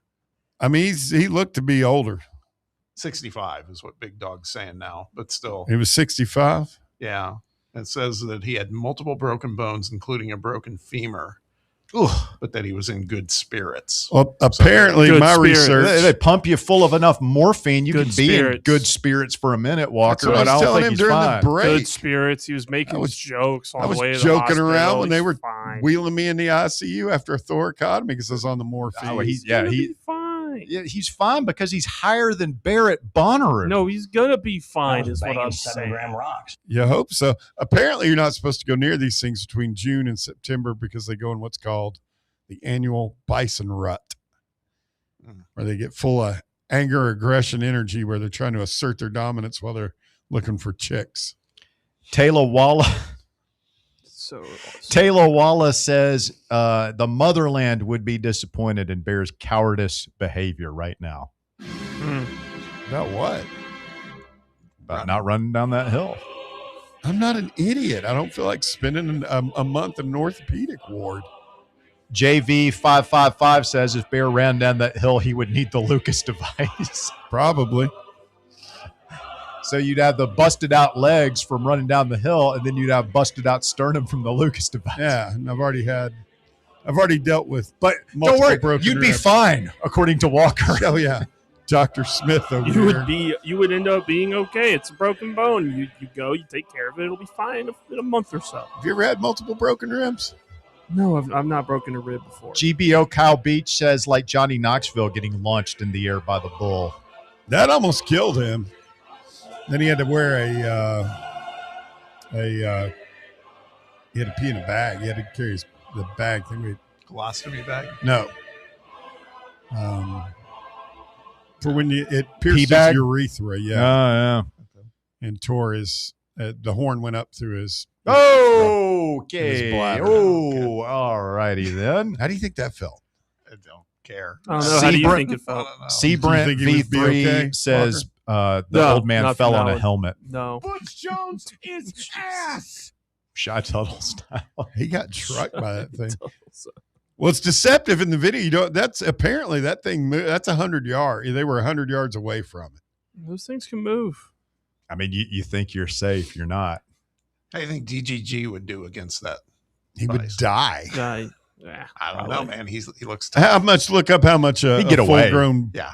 a bison It bull probably weighs. weighs. Bison a ain't lot, hunting down DGG. But I'll tell you what, DGG is keeping the trees in between him and the bison better than the old Exactly. man is. Yeah, he could jump up on a tree, grab some branches, and kind of scramble up it. And I guess that explains if the guy's 65, climbing a tree is not your first. No. It's not your first on your agenda, Oh, when a 32 or over a ton animal that can run at speeds, well, I don't know. I imagine probably 30, 35 miles an hour. Yeah. I think you just got to use the tree. You got to find the biggest tree you can because there's a lot of trees there, right? Dude, he was weaving in and out. Did you not see that thing? But that's the problem. You just get right up on it and kind of just shuffle around it, keeping the tree between you and the bison. Did you watch the video? That thing was moving like Emmett Smith or Barry Sanders in the open field. It was jittering and juking and shaking around those trees. Hey man, if that thing's after me, you better believe I'll and be he's moving really fast. lucky because before the people could shoo it away, I mean, it was standing over him. It could have easily gored him. Was there a car anywhere around? There was a truck. Maybe could have gotten up on that. No, that's what set it off. Was a truck driving by. Well, they said the thing's been apparently it had been raising hell before it even got on camera. And I mean, are there any consequences for the bison? Yeah, Bob, they're going to put him in bison jail. They're going to put him in timeout. What consequences? We're there. They're going to give him a stern talking to. Now, so if I come Mr. over to your Buffalo, house and start taking Bob? pictures of you out in your bed, and you decide to kill you, yeah, that you'd probably still have some sort of repercussions. But the buffalo didn't kill this guy. He just threw him up in the air, let him know, hey, buddy, you're in my neighborhood. I'm a little rowdy right now. I'm looking for a girl. call it a rut. He's looking for a girl. That's they like between June and September, they go into like some kind of state where they fight other bulls and then they go looking for chicks. I guess they're looking for a female for a cow. And you think he thought the old man was? No, I think the animal is in a heightened stage competition. No, I think he's enraged because of probably some type of bison hormone. Because he's got the buffalo equivalent of blue. Yeah, he's getting rowdy. Wow. I've heard that term rutting used before for humans. Rut. Oh. Yeah. It was somebody I knew in Cock County. No joke. So rutting is like when you're not getting any. Something along those lines. Sounds like my college years. Let's go to the phones and talk to Rusty. Good afternoon, Rusty. You're on the drive. It's Fan Run Radio. What's up, fellas? How's everybody doing? Doing well, thank you. So we're talking about bison. The mating habits of bison, yes. Arousal. Yeah, it's arousal season. Mm-hmm. A rut, Rusty, it's biologically speaking, it's the intense hormonally driven mating season of mammals like deer, elk, and bison. So it's like like a 14-year-old going to his first dance. Of course. Mm-hmm. We've all been there. That's how that goes. They just beat each other up. Nobody resents that bison right now. It's not his fault. Bob wants him held accountable. Bob wants him punished to the full extent of the law. Are you trying to Harambe this bison right now? I mean, all I know is like stuff happens with dogs and others. I mean, they get put down. Am I right? Are bison an endangered species? I don't know. He's made other people endangered for sure. They weren't until the white man showed up. I'm just saying, if you jump in the tiger cage, it's not the tiger's fault. Yeah, that's true. If you get too close to the bison, it's not the bison's fault. Law of the jungle, if you get man. if you get too close to the Cocker Spaniel next door, it's kind of the Cocker Spaniel in his owner. I've been to Yellowstone. It's beautiful. Beautiful area, beautiful place. Seen Old Faithful? It's a great Seen Old Faithful. Sunshine State. There are signs. Swivel, though. There are signs everywhere. Oh yeah. Do not get out of the car. Do not feed these creatures. Stay far away. If you see one, get in your car. Get away. Keep your distance. And keep your head on a swivel around that Dutton family too. No doubt, man. Oh. Hey, are we talking about traditions? Great. Because by far the most annoying thing that people should be ashamed of is being an adult who barks. But I don't know that's not an SEC tradition, right? I mean, like calling the hogs a tradition. That's just a behavior defect. Yelling. That's a tradition. It's a good point. I feel like Georgia probably distances itself. They realize how cringe that is, which is just, for me, all the more reason, like, Arkansas embraces it. I'll give Georgia credit for at least trying to distance itself as an institution from the cringy behavior. Arkansas, like the athletics director, he's trying to get Calipari to call the Hogs, and you tell Calipari's like, just shoot me now. Just get me out of here. I bet Todd Day and Corliss Williamson never called Hogs. I'm sure they were too cool for that. So. Corliss Williamson? I figured he might have. I figured you got a name like Corliss. You were born and raised in Arkansas. I'd be willing to bet Corliss. That's the most hick Arkansas name I've ever heard. I'm rolling Corliss a blunt right Williamson now. from Arkansas? I'm too busy to call a hog. I'm rolling a hog's leg. That's what Corliss was doing. Last thing, I know that, giving bear down the road is what we're supposed to be doing. But I'm going to go the other way. The great song that Bear got us all been out of shape about, the God Bless the USA by, the one and only Lee Greenwood. National treasure. It's god awful. Is anybody familiar with his next big hit that came 3 years later? God Bless Canada. I am. Are you familiar that he wrote a new version, God Bless Canada? The great American Lee Greenwood did that from the streams of shores Manitoba. of Nova Scotia.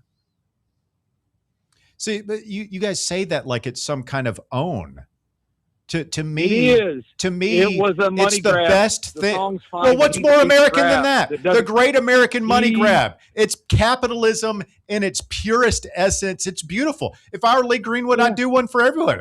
Proud to be But from don't- but- Afghanistan. I'd do it for But all let's not put him- every country. But don't put him on a pedestal like he's some great American because of it. He is. And he dodged the draft. All right, He got now, off hardship late. He got okay, off Rusty, hardship- you're he got off- done. You're done. You're done. I mean, from a, you just mentioned something. I don't disagree. Kind of the meter, the beat of proud to be from Afghanistan would fit perfectly. Proud to be from Afghanistan. Where the poppies are. Corliss Williamson, Russellville, Arkansas. Corliss is an Arkansas name. You ain't gonna hear Corliss. He was a bad boy. He in was. college. Yeah, he was. DR Vol is next. Good afternoon, DR. So the Bison, I guess we're going to chalk him up to a worthy adversary. Worthy bleeping adversary. I guess. That wouldn't want to be anywhere near one of those things. That video is insane. I remember when my brother, there was a organization wanted to send him on a hunt, and his first request was a moose, and they said absolutely not. They would let him hunt a bear before they would a moose because they'll do the same thing. Mess you up. They'll go out of their way. Yeah, don't go near moose. Really? Oh, yeah, they will kill you. Have you seen, you see videos of a moose and it doesn't do it.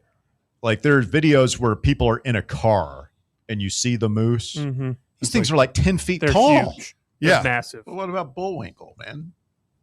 He was more He's a cuddly, cartoon man. character. And he had Rocky the Flying Squirrel with him. Yeah. So, I mean, it was a lot of fun. Bullwinkle Bear was always pulling for Boris and Natasha. Oh, come on. Yeah. Come on. Come on. Nope. I So, prefer Mr. Peabody myself. So who is who with that comparison with Bear and Rusty? Who's Boris and Natasha? Shut up, DR. Whoa, Hey. easy now. Please, gentlemen. Easy. Well, he was talking about people missing the draft. Actually, I took my son to Joey Aguilar's camp this weekend. Man, that guy, it is such a shame. Two things. Max Gilbert can't do his damn job. One. Two, we didn't get him back another year. Yeah, He's such a good dude. We got the 5-year thing now. I put a post out on X, DR. I don't know if you saw it. I mean, I watched that and it's like, I know he was only here for a year, but that dude is as VFL as they come. I mean, he's so gracious and thankful that he was here. And yeah, I agree with you. It would have been nice to have another year. How fired up are we right now, DR, if we're going into year 2 of the Joey Aguilar experience? We might be. We're going to the projected top 10 playoffs, team. man. I will watch every game with my pants off because you got a different kicker, so you're not going to blow that Georgia game. And he brought up that Georgia game, and it just made me sick all over again. Think of the trajectory, not only of our season, but Joey Aguilar, how he's remembered if he makes that damn field goal. Oh, God. He would have slayed the dragon. Joey would have. We don't got to relive this. I mean, who knows? Maybe the butterfly effect. He doesn't have a bad game against Oklahoma. We're 10-2. He goes to the playoff with Tuma on his arm. It would be the great American comeback story. God, yeah, he would have been like the football Chris Lofton. This sucks. I don't know if you've heard me say this before, DR, but I want to put you in this scenario. I was in the cookie joint that Max Gilbert was tied into for NIL, and he was there making an appearance. And I'm just sitting there thinking, what would DR have done? Would you have said something to him? 100%. Because had I got next to Joey, look, I'm the same guy. Brian Maurer a few years ago when he called the fan base out, he came on a podcast that I was doing, and I asked him about him calling the fans out. So 100% would have. I mean, what would have Gilbert done? Swung at me? He would have missed. Wide right. Wow. What did you called out Brian Maurer for calling out fans? Yeah, I asked him about it, and if he knew it was a dumb decision when he did it, and he said he did, and he apologized. It was on some podcast I was He on a few years ago. apologized. Good. Yeah, Sorry. so I let it go. Sorry. But I'll never let that go with Max Gilbert. But y'all get a kick out of this. So at that camp, you get to pay for different packages. And I paid for my son to get a one-on-one drill with Joey. So my son goes up there, and he has to be on defense first. And the kid he's going against, Joey throws a perfect ball to him, 20 yards in the end zone. Hits the kid in the hands, touchdown. Well, my son turns around. He has to go on offense next. He goes up there. Joey underthrows it for interception. My son was almost crying mad. Oh. And he said, Daddy, had he thrown that like he's supposed to, I would have caught it. I said, yeah, now you know why we lost 5 games last year. Oh. Man. What are you doing? It's Joey Aguilar. Somewhere Phil is smiling right now. What's wrong with you? What is wrong with the callers this He's in segment? the chat smiling is where he's at.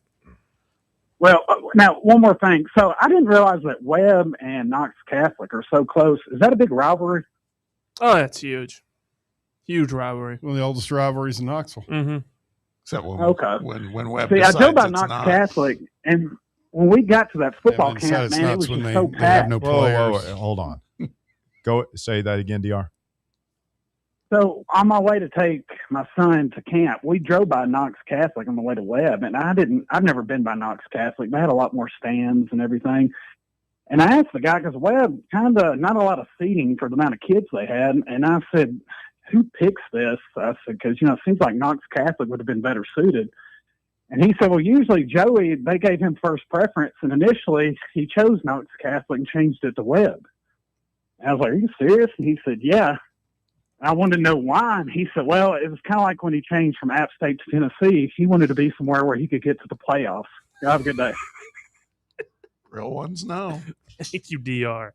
Great call. Great Joey call. took his camp out of the Butch Bowl? A I have plus no call. idea. A I plus. have no clue. No clue at all. A plus call. Take a lot of body blows today, Bear. You all right? You'll be able I'm to. fine. Rope-a-dope, baby. Just cover your head. Mm-hmm. As the trainer said in Rocky, brace yourself. Quick timeout. The drive continues. More Fan Run Radio coming up. The Drive. Big Orange Country's home for sports. This is Fan Run Radio. Only 3 homestands remaining for your Knoxville Smokies, and some of the best promotions are still to come. Join us the last week of the month for Paint the Park Pink Night or Knoxville Giants Night. In August, we've got UT Night and free hot dog night, and we end the season in September with Ice Bears Night and Fan Appreciation. So much fun still to come. So get your tickets now at SmokiesBaseball.com. Knoxville Smokies. Located in Knoxville's historic Old City, Barley's offers great food, live music, the best draft beer selection in town, and now your new favorite place to watch sports. Their indoor projector is perfect for any weather, and they've revamped their upstairs area with more TVs to take in all of the action. Their menu features hand-battered chicken tenders, juicy burgers, fresh salads, and the tastiest pizza in Knoxville. You can enjoy their happy hour drink specials daily from open until 6 p.m. Barley's Tap Room and Pizzeria. Is your yard starting to look more wild than welcoming? Yeah, don't let your landscape be that house on the block. At ECR Total Landscapes, we make sure your outdoor space is something you're proud of. From de-weeding flower beds to leaf blowing, trimming, mulching, and more, completely customizable to your property's specific needs. We'll handle it all. Why spend your weekends sweating it out in the yard when you can just sit back and enjoy it? That's the ECR difference. And right now, new customers can get 10% off your first month of our monthly maintenance package when you sign up for a full calendar year. That's right. Consistent, reliable service at a price that makes it easy to get started. No sweat, no hassle, just a better looking lawn week after week. Call ECR Total Landscapes today and mention promo code FANRUN to save 10% on your first month.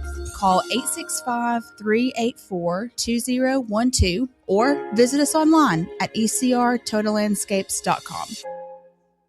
A brand built in Tennessee and born from the love of the game. Inward Half revolutionizes golfing comfort. Crafted by a former pro and dedicated enthusiast just like you, our luxury performance wear guarantees you stay cool and comfortable through every swing and every day. We're not just a brand. We've set out to create a lifestyle for those who understand that impeccable style and premium performance are a hole-in-one. Enjoy the walk-in with Inward Half. Blackford Veterinary Surgery Referral specializes in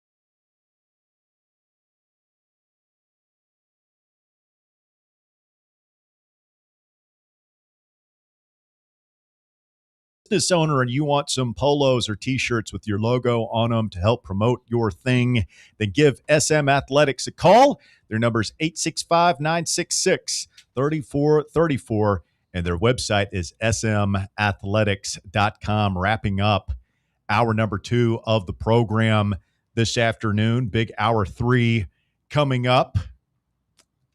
Some point, we will get into the Ward Emanuel situation up at Michigan. Michigan's Board of Regents are meeting to discuss the Ward Manuel situation. Their athletics director up there. Of course, there's a lot going on right now. You got the whole Sharon Moore thing, whatever happened there. You've got the Connor Stallions thing. Cockgate. You've got Jim Harbaugh, his myriad NCAA problems right there. You had the guy who had the computer passcode or something and was creeping on females, and a lot of things have gone wrong. A lot of felonious activity. And Ward Manuel is a former player. He's been there for 10 years now. He's 58. So you think, okay, well, nobody can survive all that, right? But he survived. He went like they won a national championship in football. They just won one in basketball. Their gymnastics programs have won men's and women's championships. I didn't even know they had men's gymnastics in college, but Michigan won a natty. So they're doing well in the world of sports, but it feels like it's maybe failing at monitoring, or it just Here's my question. Do we think that Dusty May's departure either reignited this groundswell of, alumni and boosters to get rid of Ward Manuel, or do you think that this was coming and Dusty May saw that and was like, I'm getting the hell out of here, man? I don't think one is related to the other, Bob, because they announced this investigation months ago, back when Sharon Moore had to be let go, and they hired this law firm that they've poured $11 million into this investigation. So you spend $11 million, whether you move on from the guy or not, you have to at least make it look like you have to throw a show trial on out there or something, don't you? Yeah. So I mean, it's the same folks that they brought in to investigate the Sharon Moore thing, and they found out everything there. And then, I mean, it doesn't sound like any of these people were careful to cover their tracks in any of the things. I mean, like Connor Stallions was buying football tickets with his own credit card. So let's put Tennessee in the shoes of the Michiganders. If you could win a natty in football and basketball, and you're going to get in some level of trouble along the way, would you be good with it? There's certain levels of trouble, and then there's some of this stuff, like the guy with the computer, we were kind of joking about it. If you dig into that, that's really scary. I think that most fans would go ahead and make that trade. I thought you were going to go to, if this was our situation and Ward Manuel was our athletics director, would we want him to continue? Yeah, that's fair. Could this be Danny White's next to sign? Oh no! Wow, look at Baskerville connecting dots. Got a lot of money. Got a lot of money up there. Larry Ellison. Time to build that entertainment district around the big house. Yeah. They still got dorms in the big house?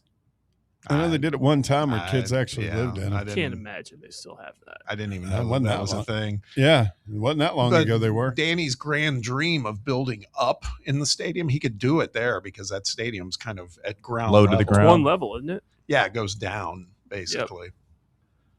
Yep. He could make that like a 150,000 seat stadium. Are you worried about that? Not at all. You worried about Danny Upcharge leaving? Hopeful.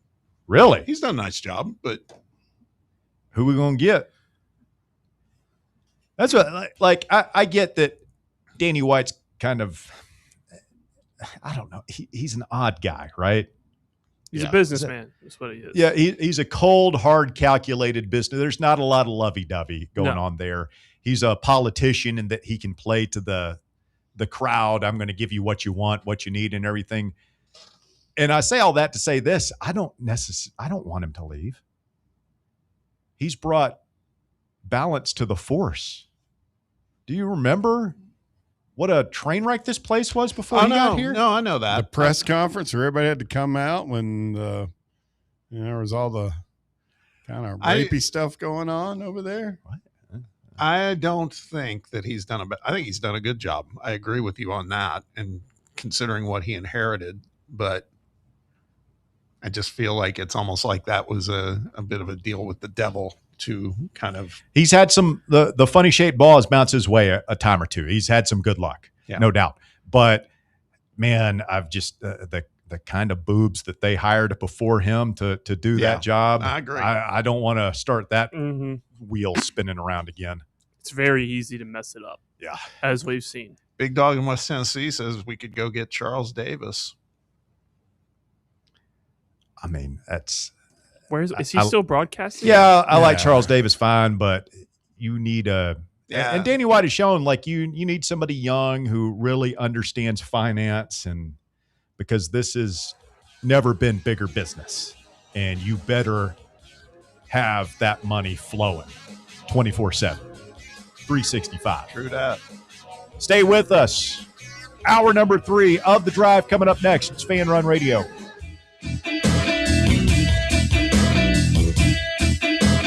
The Drive.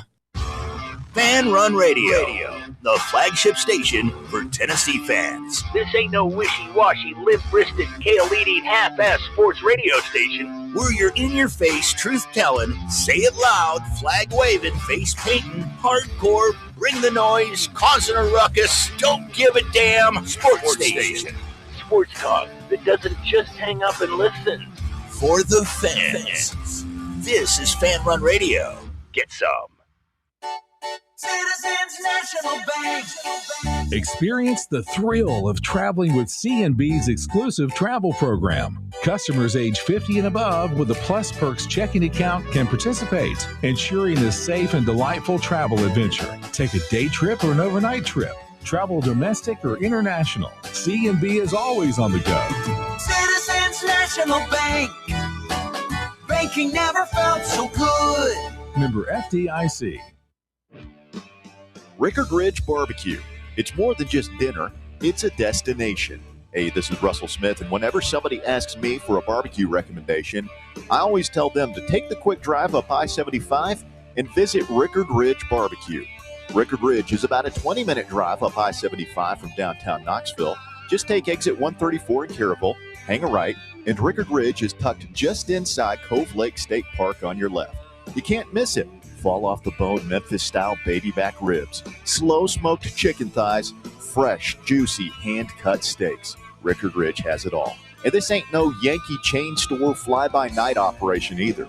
Owner Mark Rickard has spent years honing his smoking skills in Memphis, and his secret recipe and techniques have been driving East Tennessee wild for years. So make time to check him out. Rickard Ridge Barbecue inside Cove Lake State Park and online at rickardridgebbq.com. Are you thinking of buying a home but don't know where to start? Well, call VFL Josh Travis, your local mortgage expert with Foundation Mortgage, based right here in Knoxville. Whether it's your first home or your forever home, he'll keep the process simple every step of the way. To get started, visit mortgagebrokerjosh.com or call 423-312-9777 today. Foundation Mortgage Company, LLC is an equal opportunity housing company. NMLS number 1387311. Welcome to Axle Logistics, where excellence isn't just a goal, it's an energy. As a leading third-party logistics company, Axle is powered by an award-winning culture built on a work hard, play hard mentality. Here, the drive for success is contagious and hard work never goes unnoticed. Whether you're just starting out or looking to level up, Axle Logistics is the place to launch your career. Join us and take your ambition to the stars. To learn more, visit axlelogistics.com. You're listening to FM 105.7 and AM 1340, WKGN Knoxville, and W289CU Knoxville, Fan Run Radio. We really need to get some branded stuff. Shirts, hats, promo items, something professional. I mean, we could just find a website and order a bunch of it ourselves. You could, but you're taking a big risk. You don't know the quality, the fit, the timeline. It's a roll of the dice. Yeah, I guess, but isn't that how everyone does it now? Not the ones who actually care about how their brand looks. Look, if we're putting our name on it, it needs to be done right. We need SM Athletics. SM Athletics? Yeah, they specialize in working with businesses like ours. Apparel, hats, promo gear, but real, customized stuff. They actually care if it turns out right. Probably a lot better than getting stuck with 100 t-shirts with crooked logos. Exactly. Plus, they'll walk you through everything. Sizing, colors, material, so it matches the image we're trying to build. Makes sense. What's the name again? SM Athletics. Trust me, if you want to look like a real company, not a flea market stand, this is the move. If you're serious about your brand, work with people who are serious about getting it right. SM Athletics. It's time for the Drive's Top 5 at 5. Quitting time on your Monday, 5 o'clock here on Fan Run Radio. Russell, Bob, and Bear back with you, and Walker Smith begins our third and final hour with a quick look at today's sports news. It's the Top 5 at 5, brought to you by ECR Total Landscapes. Walker. At number 1, Josh Elander and Tennessee Baseball have come out of the MLB draft in great shape after multiple players announced they would not sign with their MLB team and join the Vols. Tennessee will have 7 top 100 recruits on next year's roster, along with transfers Hayden Simerson, Andrew Duncan, Travis Sanders, Ricky Ojeda, and Parker Detmers, all announcing they will join the Vols as well. So I asked Shump, and I don't remember what he said. Probably dodged it. What's the floor next year? Well, he said losing in a regional was kind of his base floor. I think we have to at least host a regional. It's the floor. I'm still trying to come to the best roster we've ever had. I don't know. I threw that out there as purposely hyperbolic, but I mean, it'd be better than last year's, right? On paper. Well, yeah, better than last year's, but I'm thinking back, like you go all the way back to the old days with Helton and that bunch, all the way through, Well, those teams. What do you think the floor is? I think it's hosting a regional, maybe borderline that, going to a super, which we would also host. Yeah. Well, maybe. I mean, I feel that we should be one of the top 16 teams in the country, right? Yeah. I mean, if this team was borderline that, I don't know what the final rankings ended up being about us hosting. We were in the 20s somewhere, maybe. Yeah. You expect to take a little bit of a jump, but also the SEC is really, really hard, and there are a lot of really, really good teams in college baseball, and it's the most erratic sport we have. So even who knows what could happen with that. That's why it's tough to kind of just put a floor on this. Well, I think so. And again, on paper, I don't disagree with where we're talking here. But I drew the analogy to basketball, too. It's like,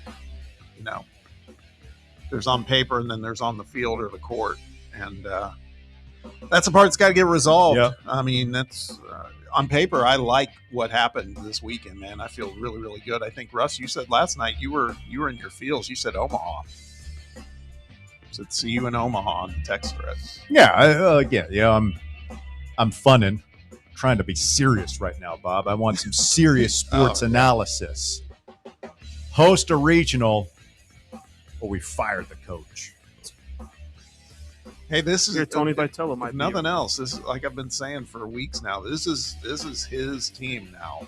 You know, there's no, look at what he inherited or anything else. This is it now. By the way, Tony Vitello will be available. Oh, that's what I'm he's saying. getting fired. He's this year, going to right? be available. We all see this coming at this point, Yeah. right? I mean, it's not going well. He might take a year off and do some Oh, TV yeah, stuff, and then he'll Gonna be have Arkansas's next coach. I don't know. I mean, who knows? What if He'll go hang out in Ibiza or something for 6 months and just let the offers come in. Ibiza. Teams be crawling all over themselves to sign Tony Vitello. Yeah, you take a break. He's got a nice, clean 3-game lead on Colorado and the Angels for worst record in baseball. So he's got a little breathing room now. It's not as That's bad what as the Giants it are could going for sure. I mean, who knows? There's a chance that since he still has his place in Knoxville, if and when he gets fired from San Francisco, he just moves back to Knoxville, rides it out there. You don't know. At number 2, the University of Michigan's regents are expected to discuss an investigation into the culture of its athletic department. As part of the review, a decision on the future of AD Ward Manuel is anticipated in the coming days. Michigan commissioned the investigation in December following the firing of Coach Sharon Moore. I don't know if Ward Manuel is actually going to get fired or not. Yeah. Like I said, when you spend $11 million in lawyers' fees to produce some kind of big report, you have to at least make it look like you can. I could see them giving a slap on the wrist. Hey, man, let's tighten up around here, Yeah. And it feels like that football program was out of control, under Harbaugh, and then even worse under Sharon Moore. I don't think you're going to have that situation with Kyle Whittingham. No, that's a good point. Like even if they fired Ward Manuel, I mean Kyle Whittingham would keep that program on track until they find the right guy. Yeah, I think there's reason to expect that regardless of how much Whittingham wins, you're at least going to be running a straighter ship. Yeah, for sure. At number 3, 11 D1 athletes have filed a federal class action lawsuit in Colorado that alleges the NCAA's new eligibility rules have adversely affected their ability to extend their college careers and the NIL benefits attached to that opportunity. The NCAA recently announced an eligibility rule change that grants all athletes 5 years to compete, but it did not grant athletes who exhausted their eligibility in the 2025-26 campaign an additional year.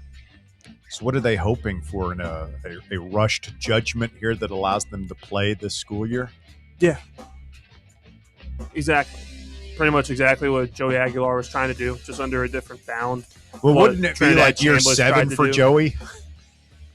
Yeah. Year 8 or something? But if you think about it, if he wanted to, he can't because he's in the NFL now, but he would be able to file a lawsuit for a completely different reason because he has the extra year of eligibility. Yeah, we've moved on. We have. So is he. It's just good. You got to draw the line somewhere, man. I hate it for these kids, but this needs to be it, man. It just needs to be a from now on rule. Be interesting. In my opinion. At number 4, the Home Run Derby is tonight from Philadelphia as the MLB begins the All-Star break this week. The field includes Bryce Harper, Kyle Schwarber, Ben Rice, Junior Caminero, Jordan Walker, Wilson Contreras, Munetaka Murakami, and Jack Caglione. It begins at 8 p.m. and is streaming on Netflix. And they've tinkered with the format again this year, right? Yeah, it's not timed. It's a certain amount of swings. Those guys would get so tired. Well, because what we would always, a bunch of people would complain about, I think we did once on the show last year for it, is that because of the timer, you don't get to watch these home runs go because they move so fast that, you don't get to watch them hit home runs. It is like sensory overload. Yeah. The way it's been done. Schwarber on FanDuel is the favorite, followed by Caminero, Murakami, Caglione. It's wild that he's in the home run derby after we were playing him 2 years ago. Yeah. They like to do this. I got to be honest. I mean, I'll probably end up checking it out just because I want to see how Netflix does with it. But the fact that you told me, I forgot that Netflix even had the rights to it. That's where you got to go to watch it. And, Netflix's track record with sporting events so far has not been the best, I feel like. Anytime they have big events on their streaming service, there have been problems. So it'll be interesting to see if they hold up and if it looks good, which is weird. It's just going to be weird not having on ESPN. It's on ESPN for as long as I can remember. Means we won't hear Chris Berman. It's a shame. Love Chris Berman. And at number 5, excuse me, a viral video over the weekend showed a tourist getting seriously injured after a bison tossed them about 8 feet into the air in Yellowstone National Park. He was visiting the park with his 13-year-old grandson when they decided to take a walk after dinner. Along the way, they encountered a large bison that appeared to be rolling around in the dust and was not bothering anyone. The bison then appeared to become agitated after a truck drove by and began running toward the pair. The animal then pushed the man with the top of its head, sending him flying into the air before he hit the ground. Still think there needs to be some justice for the man. I mean, he can file a civil suit against who? Yeah, you file that against Yellowstone and federal Yellowstone government. National Park. Tell that bison Federal to lawyer government. up. Yeah. Someone did ask in the live chat earlier today if who would be more injured, this guy getting hit by a bison or bear going down the hill at Clemson. Oh. I think I think the bison guy. He broke his femur and multiple other bones. Couple bones. I think Bear would. He might have a serious hip injury or something like that. But I think some scrapes and bruises. Aside from that, I think he'd be okay. He's down. Dude, like Bear, if nothing else, he's got a low center of gravity. He could get a nice roll going. I mean, you really want me to go off? I mean, I can go off. I mean, I can point out all the physical deformities with my coworkers here if you want me to. You guys are making a lot of jokes today. Personal appearance. I mean, this guy's rough on the side of a river barge. You're the skinny fat guy. Bob, I'm not even going to start with you because you really haven't attacked me yet. I was just reading the chat. Uh-huh. That seemed a little bit unnecessary. Yeah. I was actually taking your side. He was. Yeah, whatever. Lashing out wildly. wildly. You've recycled something we already talked about for 20 minutes. Your top 5. Really poor form on your part, Walker. Really poor That's a form. good point. There's a great story that's been sitting out here. I've been waiting every day for you to bring it on the top 5 at 5, and you won't do it because you're scared. What happened with Oasis? No. There's It's a guy who started a fire with his dismembered organ. Yeah, I wasn't going to read that story. Sorry, guys. We never, ever, I guess we should do it one more at a time, Pitch. I still have a story to share from last week. Oh, yeah. I forgot about that.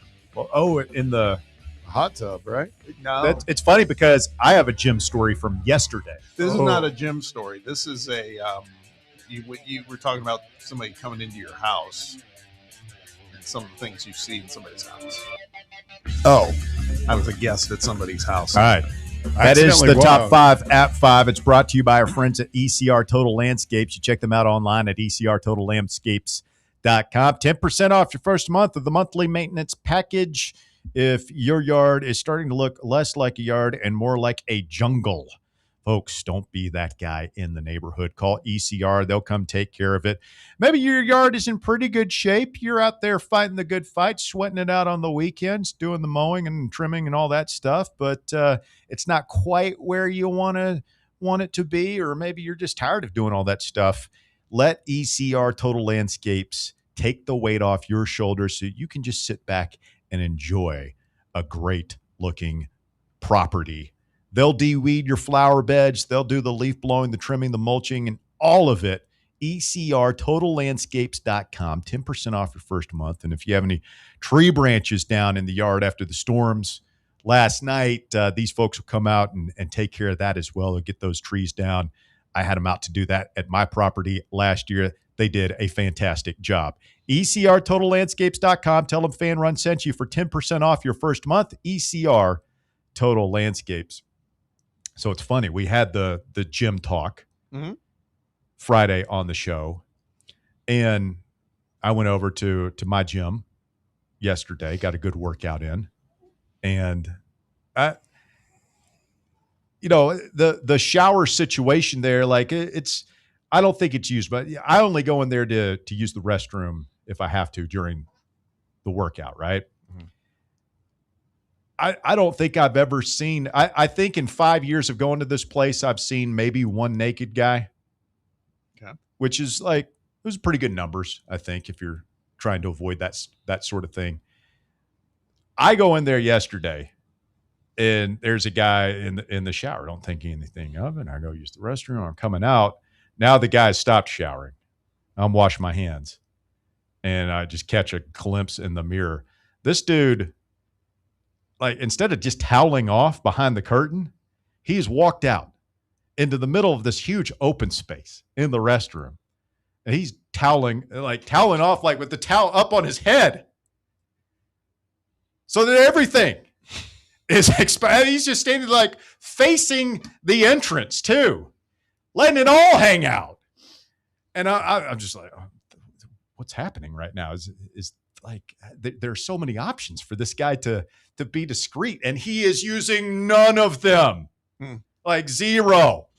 And now I'm in the position of, well, I can't wash my hands forever. I've got to turn around and walk back out. And I'm waiting, hoping this guy will finish what he's just standing there in his sandals with his towel. He's getting under his arms. He's going, washing the backside and everything. And I'm just like, dude, why don't you just walk past him and shut it down? Because you're the only guy. I don't want to see your boys down there. I'm just stare straight ahead. Well, that's eventually what I did, but I was hoping that he would realize that I'm the only other guy in here, and maybe at least put the towel around the waist. He had to dry off in front of God and everybody. I don't know. It sounds like he was in there by himself until you barged in there. It's a public locker room. I mean, it's, again. All right, you're taking, okay, Bear wants to take the side of naked guy. I don't understand, Bob, these dudes there has to be some sort of exhibitionist thing happening. I think maybe it's too much in your head. I mean, I'm not saying, in my head, embrace nudity or whatever, but at the same time, I just go about my business in there. I don't spend a lot of time going, man, that's fine. But like, okay, you have to shower. Mm-hmm. Like what's your strategy in that situation to dry off? And get dressed? Towel. And yeah, but are you like emerging from I'll just tell you what I would do. I would dry off behind the curtain, and then I'd tie the towel around my waist and walk to my locker and get dressed. I do a partial dry off, and then I go, and I usually stop at the scales and take the towel off, because you got to be like totally buck naked for 5 seconds. You weigh yourself in the club naked. Sure. It's like it's like in a little alcove. It's not like it's right in the middle of the locker room in front of everybody. It's it's a little I feel like I'm taking crazy pills here. You don't have a scale at your house?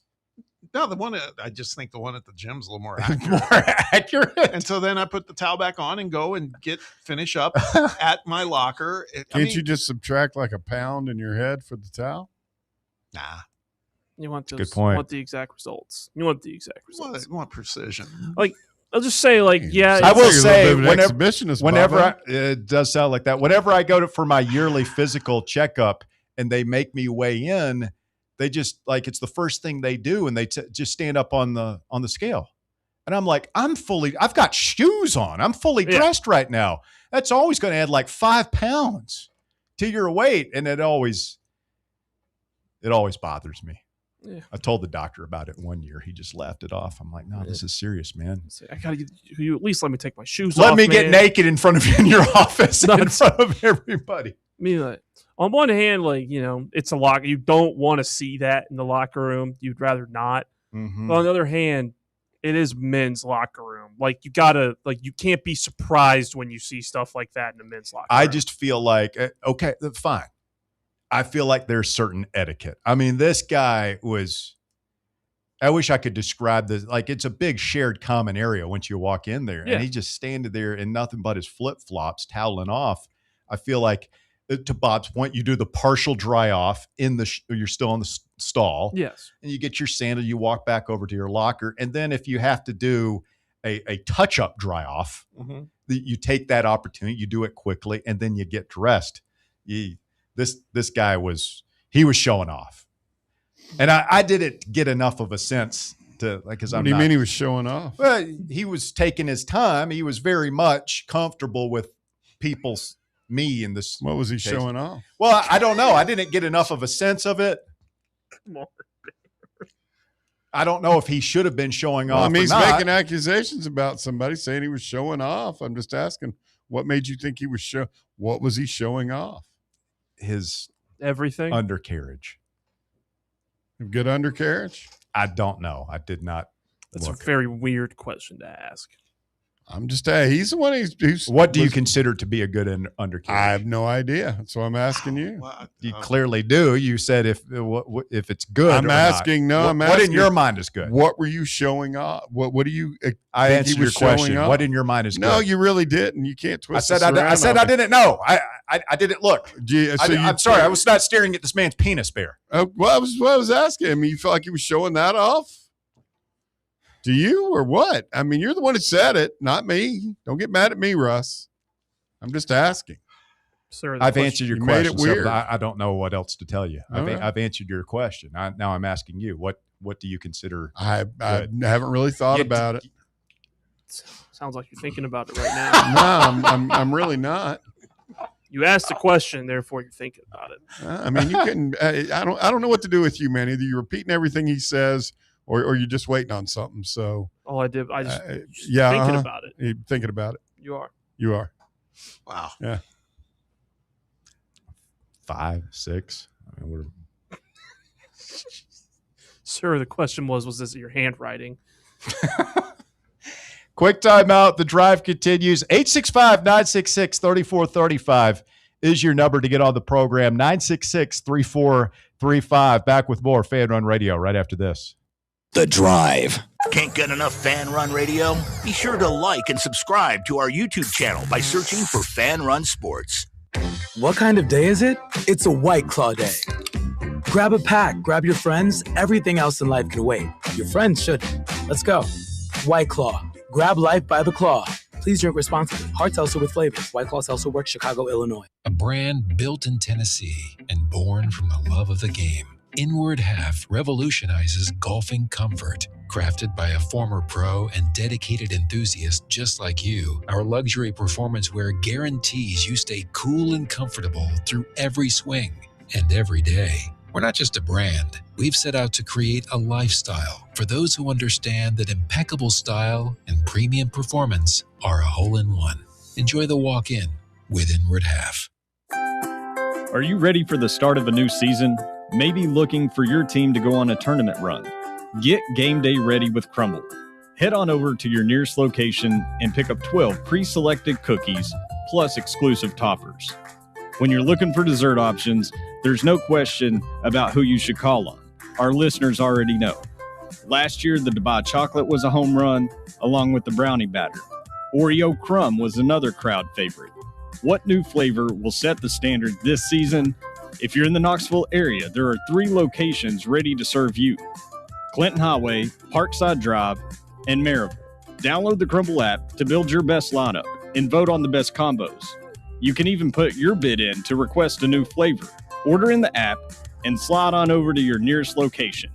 Tell them Fan Run sent you, and as always, it's for the fans, by the fans.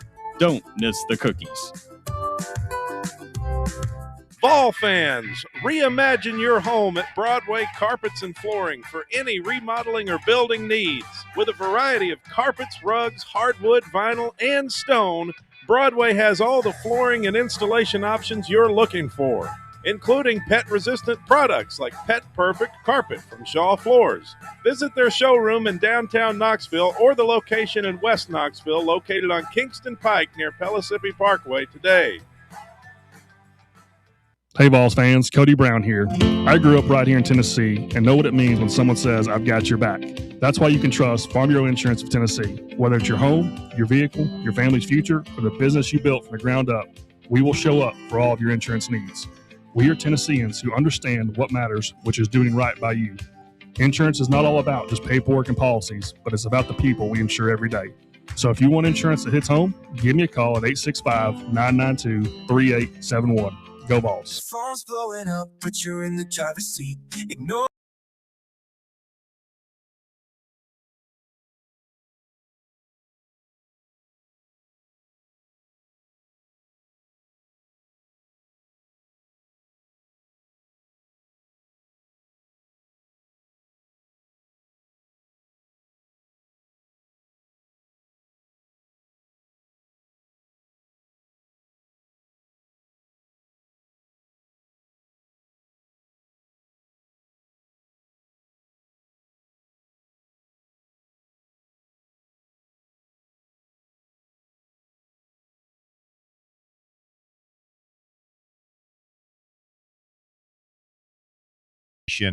Equals less etiquette. Big Dog, West Tennessee, says you can't get your true weight unless you're in your birthday suit. Amen. There we go. Yep, it's true. Coastal Vol says Bob's been walking around that YMCA locker room after basketball practice with the boys, free balling. Not entirely true. Heupel's neckbeard says, no doubt Bob does the flex while he's on the scale like a weigh-in before a fight. Pretty funny. Do you climb up there naked and No. give the No. It's pretty gun funny. show a look? No, just try to lock in, get a weight, step off, do a second run. Here's the other thing you have to keep in mind now, but now that you are a member of the Drive, a little bit more in the public eye. You might have some gazers in the locker room. Let's see what Baskerville's working with. Again, it's like an alcove. It's not like it's like right An in alcove. It's not like it's right in the middle of the locker room where everybody's sitting and, I'm going to stroll up there naked and weigh myself. Doesn't work like that. Towel over his shoulder. Yeah. Just tosses it off over to the your side. shoulder. Just trust me. I'm discreet. I mean, come on, man. Somebody else says, Russ, my name it be Earl, says Russ would never have made it at the downtown Y 30 years ago. Probably not. 865-966-3435. Your number to get on the show. Bob is full of surprises today. You also had an incident in a neighbor's house. This was this was back when we were talking last week, and I think we were saying, like, if somebody came to your door, would you be showing up, letting them in while you didn't have your shirt on and everything else? And I don't remember this conversation, but it seems now that whole thing got off the rails. But it took me back to this was back when I lived in Los Angeles, and there was a show we did called Pure Soap, which was like a soap opera recap show every day, and it was hosted by a lady who used to be part of the cast of General Hospital, and sweet lady, and she had everybody over for a holiday little get-together. What's her name? Shelley Taylor Morgan. The name a lot of sounds names. familiar. Yeah. Okay. And hyphenated. She's 75. She's 75 now. This was I think I recognize about this 30 woman. years ago. Okay. You went over to her house. Went over to her condo. She was in a big high rise out in Westwood, and like, oh, this is going to be awesome. So we all walk in and get to meet her husband, nice guy, everything else. And then you start looking around, and there's a lot of artwork in the place, a lot of nudes. Oh, of her? Of paintings her. or pictures? Of her. That's good. No, a good question. Paintings There. or pictures? No, pictures. Photos. Was she And now attractive back then? Yeah. Yeah. And it was just like, wow, we okay. Real. It's kind of tough. You know, then you're trying to carry on This conversation. is somebody you work with. I'm gonna have to look at the film real quick here. And Bob. then this I was not a part of, but similar story. One of my guys who was on a field camera crew who would go out with reporters and do stories and other stuff. They went to Kenny Loggins' house, and Kenny Loggins, All right. big nudist, apparently. What? Yeah, Really? A lot of nude pictures of Kenny? Him and his wife. Yes. Yeah. I forgot all about. Right into the danger zone. He like, I'm all right. Yeah. Don't nobody worry about me. Yeah. Yeah. So they do it differently out on the West Evidently. Coast. I mean, again, this gets back to like running, and if you have a body like that's worth showing off, I think you would go ahead and where do you get pictures like that taken in the 1990s? This is before phones. I mean, it was. I guarantee you, Professional it was photographers, professional Russ. photographers, man. It was probably a lot of money spent doing that. Well, I've checked out the film. I don't know what she looks like now as a 75-year-old, but no, back in the day, 1980s and 90s. I mean, yeah, she was all right. Do you invite somebody over to your house for those photos, or do you go to like the place in the mall? Not studio, not disrobe? Sure. I don't know if I recall what the backdrop was of the photos. But Let's look at the backdrop. Yeah. So I don't know. Do you think Kenny Loggins still has those pictures up? Because he's got to be like 70 now. I would he's think older so. than that, I bet. Yeah, he's probably closer to 80. What do you think it would be like if you're an old man? You're walking down in your cane to get like you've got your robe on, and you're just old and decrepit, and then you see a picture of you in your Kenny's 78. I didn't see that. He's had so much work done. He doesn't feedback. even look like Kenny anymore. I got that feedback from my crews who went to the place, and they were like, "Whoa, that was interesting." So that was a fad in Hollywood in the 90s. Yeah, I think it was. Having naked pictures of yourself in your home. Well, I don't know if it's a fad, but it is. I saw one firsthand, and I heard of another one. So yeah, perhaps a lot of these people didn't have kids. Yeah, a lot of eccentric folks out there, for sure. Oh, man. Mom, friends coming over. Yeah. What do? You just, they couldn't have had kids, I guess. But she was a sweetheart too. One of the nicest women you could ever meet. So then it's like, but I just never forget. I walked out with a couple of friends. And we're like, whoa, what the hell? What was that, man? I mean, there are like lots of pictures or just one or two? No, not everywhere, but there were multiple ones. So she just celebrated her nude body. Yeah. Okay.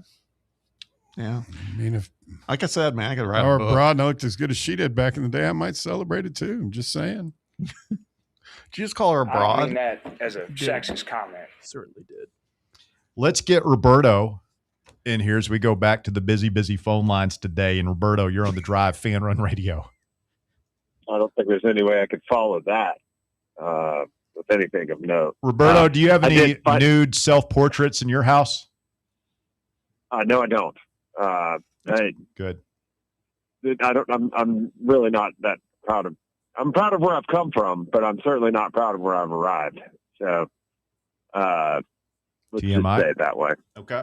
Move on. Hey, used to be a fat boy, not so much anymore. Far be it for me to correct anything, but Russ, was it you that was asking about the backdrops? Like they just strut over to Olin Mills and drop all their trowel. That's what Hewitt Pruitt said on the live chat. He goes, I don't think she had the pics taken at the old Sears studio in the mall. Yeah, as if Bob was. There's a beautiful 80s and 90s soap opera actress that's only imaginatively very curvy back then, and yeah, Bob's paying attention to the backdrops in those pictures, I'm sure. How do you feel about that, Bob? No, I would agree. Like fake plants next to her. I don't know. That's. Was she lounging on a bear rug, like a carpet? Wow. Strange. Luxuriating. Oh, there's so many jokes about plants and bushes in this conversation, but I'm going to drop that and walk away. Please. I'm only going to say this about Tennessee sports. This weekend was great for the baseball team. I'm excited about it. Russ, I'm not Omaha or bust, but we got to rattle some cages this year. We got to make some noise. And I'm pretty excited. I mean, I think the one that Simerson is the one that I was the most excited about. We finally got a ace, hard throwing righty closer, and he's actually going to be on campus. And he's not repairing his elbow from surgery, right? He might be the only guy we have not repairing his elbow from surgery. It is intriguing to think about what life with a bullpen will be like again. We kind of lost that feeling this year. Well, you got him, and then the Kersey guy who can throw really hard, but he's not a starter for sure. Ojeda. I mean, is it? Yeah, it's what now? Ojeda, Ricky Ojeda, could figure into the bullpen. Yeah, no, you're right. There's going to be somebody in this group that probably expected to be a starter, going into the season that isn't going to be, and hopefully they can deal with that disappointment. But that's going to, just give you some added depth for next year. I don't think any of those guys particularly think they're going to be a starter. Do you, Russ? I mean, none of those, the two we just mentioned, and then I think McCoy expects to start. Is this? I think McCoy from South Carolina expects to start. Oh, yeah, probably. Yeah. And I think Parker Detmer's never really been a starter. But the guy from McCoy's been a starter, right? Like he was an SEC starter. Or am I wrong about yes, that? I thought he was a starter. McCoy's been a starter, and I believe Parker Detmer's from Louisville was a starter as well. I need to go check on that, but it's a good problem to have. Well, I think, moreover, what I'm saying is he was a starter in the SEC. So, yes, that is a reasonable assumption, that if you've already started for a school, even if South Carolina wasn't great, I mean, you're probably going to think you're going to be an SEC starter. So I think that's fair. But the Detmer's guy is good. I actually think, that we're going to be a lot better than people think. And I'm blown away. Did we just not sign another kid from FIU to the infield today? Did I not see that? I must have missed that one. I don't know if he's signed yet, but Mario Travella committed last week apparently. And did he sign officially today? Or Shump's article has him coming that he's here. So Ooh, okay. I mean, go ahead, Roberto. Pretty loaded in the infield. It's strange to me that I didn't even know before that. I heard you an hour or so ago saying that Grimmer's now projected to play first base. Where exactly is our boy going to play? Who's our boy? Levi Clark. Oh, Levi Clark, 16, baby. I like him in left. I think he can do a lot of things. I think they're going to try and split up the catching reps between him and Grinlinger. But I see him playing left, and Grinlinger is going to have to find some other spots to play too. I don't know that Grimmer at first is a done deal. I mean, I think you get into fall camp and you let this stuff shake out. Well, moreover, where I'm going is at some point somebody's going to get cut out, and it looks like what you just said would be Blaine Brown. I've kind of got him penciled into right field. Yes, you're going to put him in right, not left. Yeah, I've heard that's what that's part of their plan. Well, who's DH? Kersey? Yeah, I kind of have Kersey in there because he's going to pitch too. So you want him to be able to shuffle off to the bullpen if possible and get ready. And that's what I was going to ask about Blaine Brown too, though. Are we not going to ever use his arm? I mean, I know he's erratic, but he's got a cannon, and he can pitch a little bit. He was not bad at Rice. He didn't get a great shake of it this last year. Are we actually going to have to start using some of these guys? Because I was blown away that he didn't get any innings when our bullpen was just abysmal last year. Guys, I'll leave you at that. I'm just really excited. I think it's a great thing, and I think that we came out on top. We got a lot more guys in than I thought we were going to. See ya. Question for you, Russ, is Pete Nakos just put out in the last hour the top transfer classes. Yeah. Now I expect he's got an LSU number 1. I kind of get that. It feels like they were getting a lot of guys, but then he's got us at 3. Behind. Is this after coming out of the weekend and like guys who've? Yeah. Okay. But he's got us behind South Carolina. I guess I just haven't paid much attention to what they're doing. Obviously, new coach. I don't know. I mean, our transfer class is what? It's like 8 or 9 guys because we're bringing a lot back. But it's Kersey, it's Trosclair, Hanoyan, Ricky Ojeda, Jake McCoy, Parker Detmers, Travis Sanders, Chris Ramirez, big piece, Andrew Duncan, a big piece, Simerson, a huge piece, and then Travella. So I don't know that there's a superstar in there, and LSU probably got one of those. I think we're still hoping that our superstars are Clark, Grenlinger, Grimmer. Mm-hmm. We're hoping that those guys do, and we're all these guys make an impact too. But it is. I feel like the lineup. I mean, if you're taking this Travis Sanders kid, who was second team All Big 12 shortstop for Baylor last year, and he's your third baseman. I mean, that's a heck of an infield you're putting together defensively and with the bats as well. You've got some guys like I'd imagine Sanders was hitting near the top of his order. I'd imagine Andrew Duncan was hitting near the top of the order at Wright State. I don't have the Wright State batting lineup memorized. But these guys are probably going to be in the lower part of our order. I mean, think how much the lower part of your order is going to be better off. And like I think Blaine Brown is going to play because he played every game just about this year until he got sick at the end. And you know, so it's obvious that there's a level of loyalty there to him from Elander.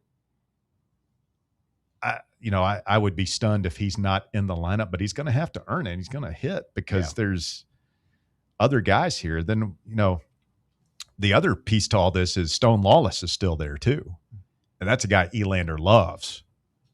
So I would think that Clark and Grenlinger are going to catch over Lawless next year, but I don't know that for certain.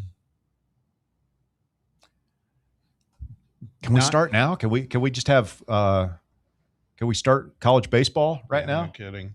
9 of those top 10 teams that NACO's identified are SEC teams. So everybody continues to get stronger. It's funny. But baseball is it's such different because the Big Ten really can't compete. No. Outside of UCLA and USC. I mean, Michigan, Minnesota, Indiana, they have teams, and Michigan went to the World Series a couple of years ago with Eric Bakich, and I feel like was Indiana in there. Anyway, a lot of those teams, and even some of the ACC teams like Boston College and Syracuse, because of the weather, that's a sport that gets going in February. It's kind of hard for them. I mean, it's hard here. Yeah, I mean, we can usually get out there a little bit, and sometimes they've got 2 or 3 feet of snow on the ground. And you just can't do anything. Right. So I would expect the SEC to always be pretty high on those rankings. We got to take a quick time out. Our final break of the show. Speak now, forever hold your peace. 865-966-3435. Your phone number, 966-3435. Back to wrap things up after this. The Drive. Miss any of your favorite Fan Run show? Listen to the podcast on our free Fan Run radio app or wherever you listen to podcasts. Only 3 homestands remaining for your Knoxville Smokies, and some of the best promotions are still to come. Join us the last week of the month for Paint the Park Pink Night or Knoxville Giants Night. In August, we've got UT Night and free hot dog night, and we end the season in September with Ice Bears Night and Fan Appreciation. So much fun still to come. So get your tickets now at SmokiesBaseball.com. Knoxville Smokies. Is your yard starting to look more wild than welcoming? Yeah, don't let your landscape be that house on the block. At ECR Total Landscapes, we make sure your outdoor space is something you're proud of. From de-weeding flower beds to leaf blowing, trimming, mulching, and more, completely customizable to your property's specific needs. We'll handle it all. Why spend your weekends sweating it out in the yard when you can just sit back and enjoy it? That's the ECR difference. And right now, new customers can get 10% off your first month of our monthly maintenance package when you sign up for a full calendar year. That's right. Consistent, reliable service at a price that makes it easy to get started. No sweat, no hassle, just a better looking lawn week after week. Call ECR Total Landscapes today and mention promo code FANRUN to save 10% on your first month.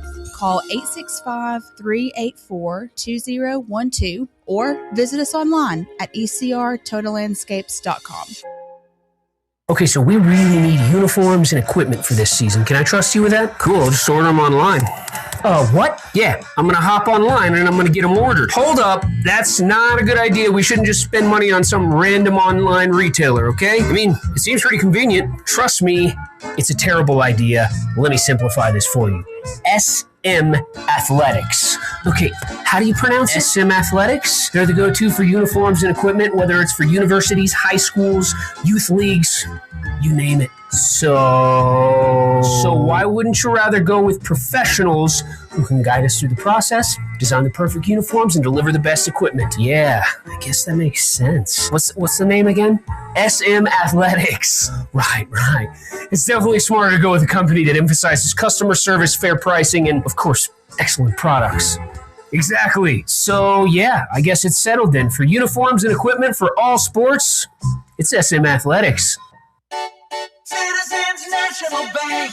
Life is more fun with a Good Life account, offering extra benefits, including bank travel. Experience the trip of a lifetime to Ireland. Explore rolling green hills, historic castles, and charming villages across the Emerald Isle. Get in on the fun. Call 865-429-7935 today. Citizens National Bank. Banking never felt so good. Member FDIC. Located in Knoxville's historic Old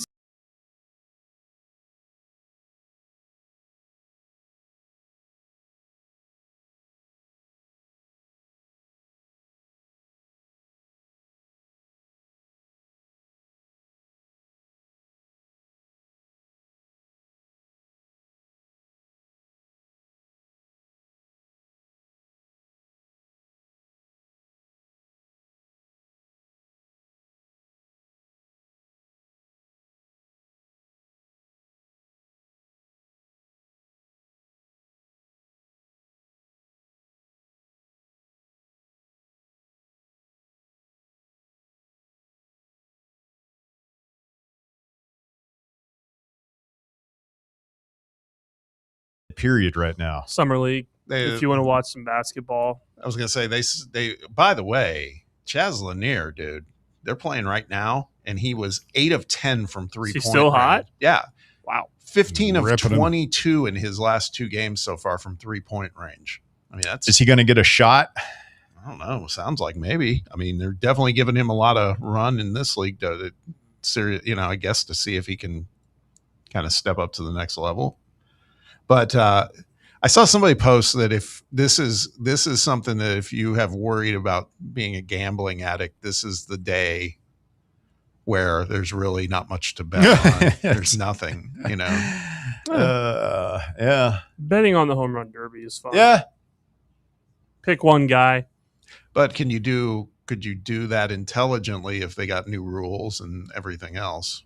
I mean, I guess you can just pick somebody to win. You just pick your favorite guy. Most home runs. The home run derby feels like a crapshoot every year anyway. It's just there is a lot of you can get in a groove and Yeah. your swing is just you've got mind melt going on with the pitcher, whoever it is. You get to bring your own pitcher still, right? Yeah. Remember Todd Raleigh pitched for Cal Raleigh last year? I bet Bryce Harper is going to have his dad pitch to him again this year. Okay. So this is his first. I think might be his first time he's in it since he won it with his dad pitching to him back in 2016 or whenever it was he won. 287 votes cast at Russell _Smith. Today's hot question: what is the worst tradition in college sports? The runaway winner with 50.9% of the vote. The A&M Yell Leaders. Yeah, man, I figured that. 31.4% are going with Georgia's Barking Fans. 9.4% say it is the Cowbells, and 8.4% say it's Calling the Hogs. Donovan says Evan Berry goes the distance on a kickoff return, and then Arkansas goes on a 98-play, 100-yard drive to crush any hopes I had that day. I don't think it was a 98-play drive. It's calling the Hogs. A&M is the cringiest, though. So I guess he has a personal thing there. Now, I've never been there in person. The cowbells don't bother me too much when I'm watching on TV or whatever. I've never been there in person either, but I've been told like it is definitely bad. Yeah. That, and I just think there's a rule against it. They're not supposed to do it, and they got some kind of special dispensation. I mean, I guess the SEC office felt sorry for them because they're not that bright down there in Starkville, and they've got to sit there and just ring their damn cowbells. Oh, wow. Okay, that's what I'm telling the truth. Uh-huh. I mean, that's all they've got. They've got no history of winning, no championships. They're a garbage program. Probably don't deserve to be in the conference if we're being honest with each other. So they're going to let them have their cowbells. Who is the best Mississippi State player of all time? Is it Dak Prescott? Oh, for football? He's most recent one. Yeah, probably. They've had some good defensive. Eric Moulds. Isn't that where Jeffrey Simmons played? Yes. And Montez Sweat. They've had some good defensive players. Had some good DBs occasionally. But yeah, probably Dak. Fletcher Cox.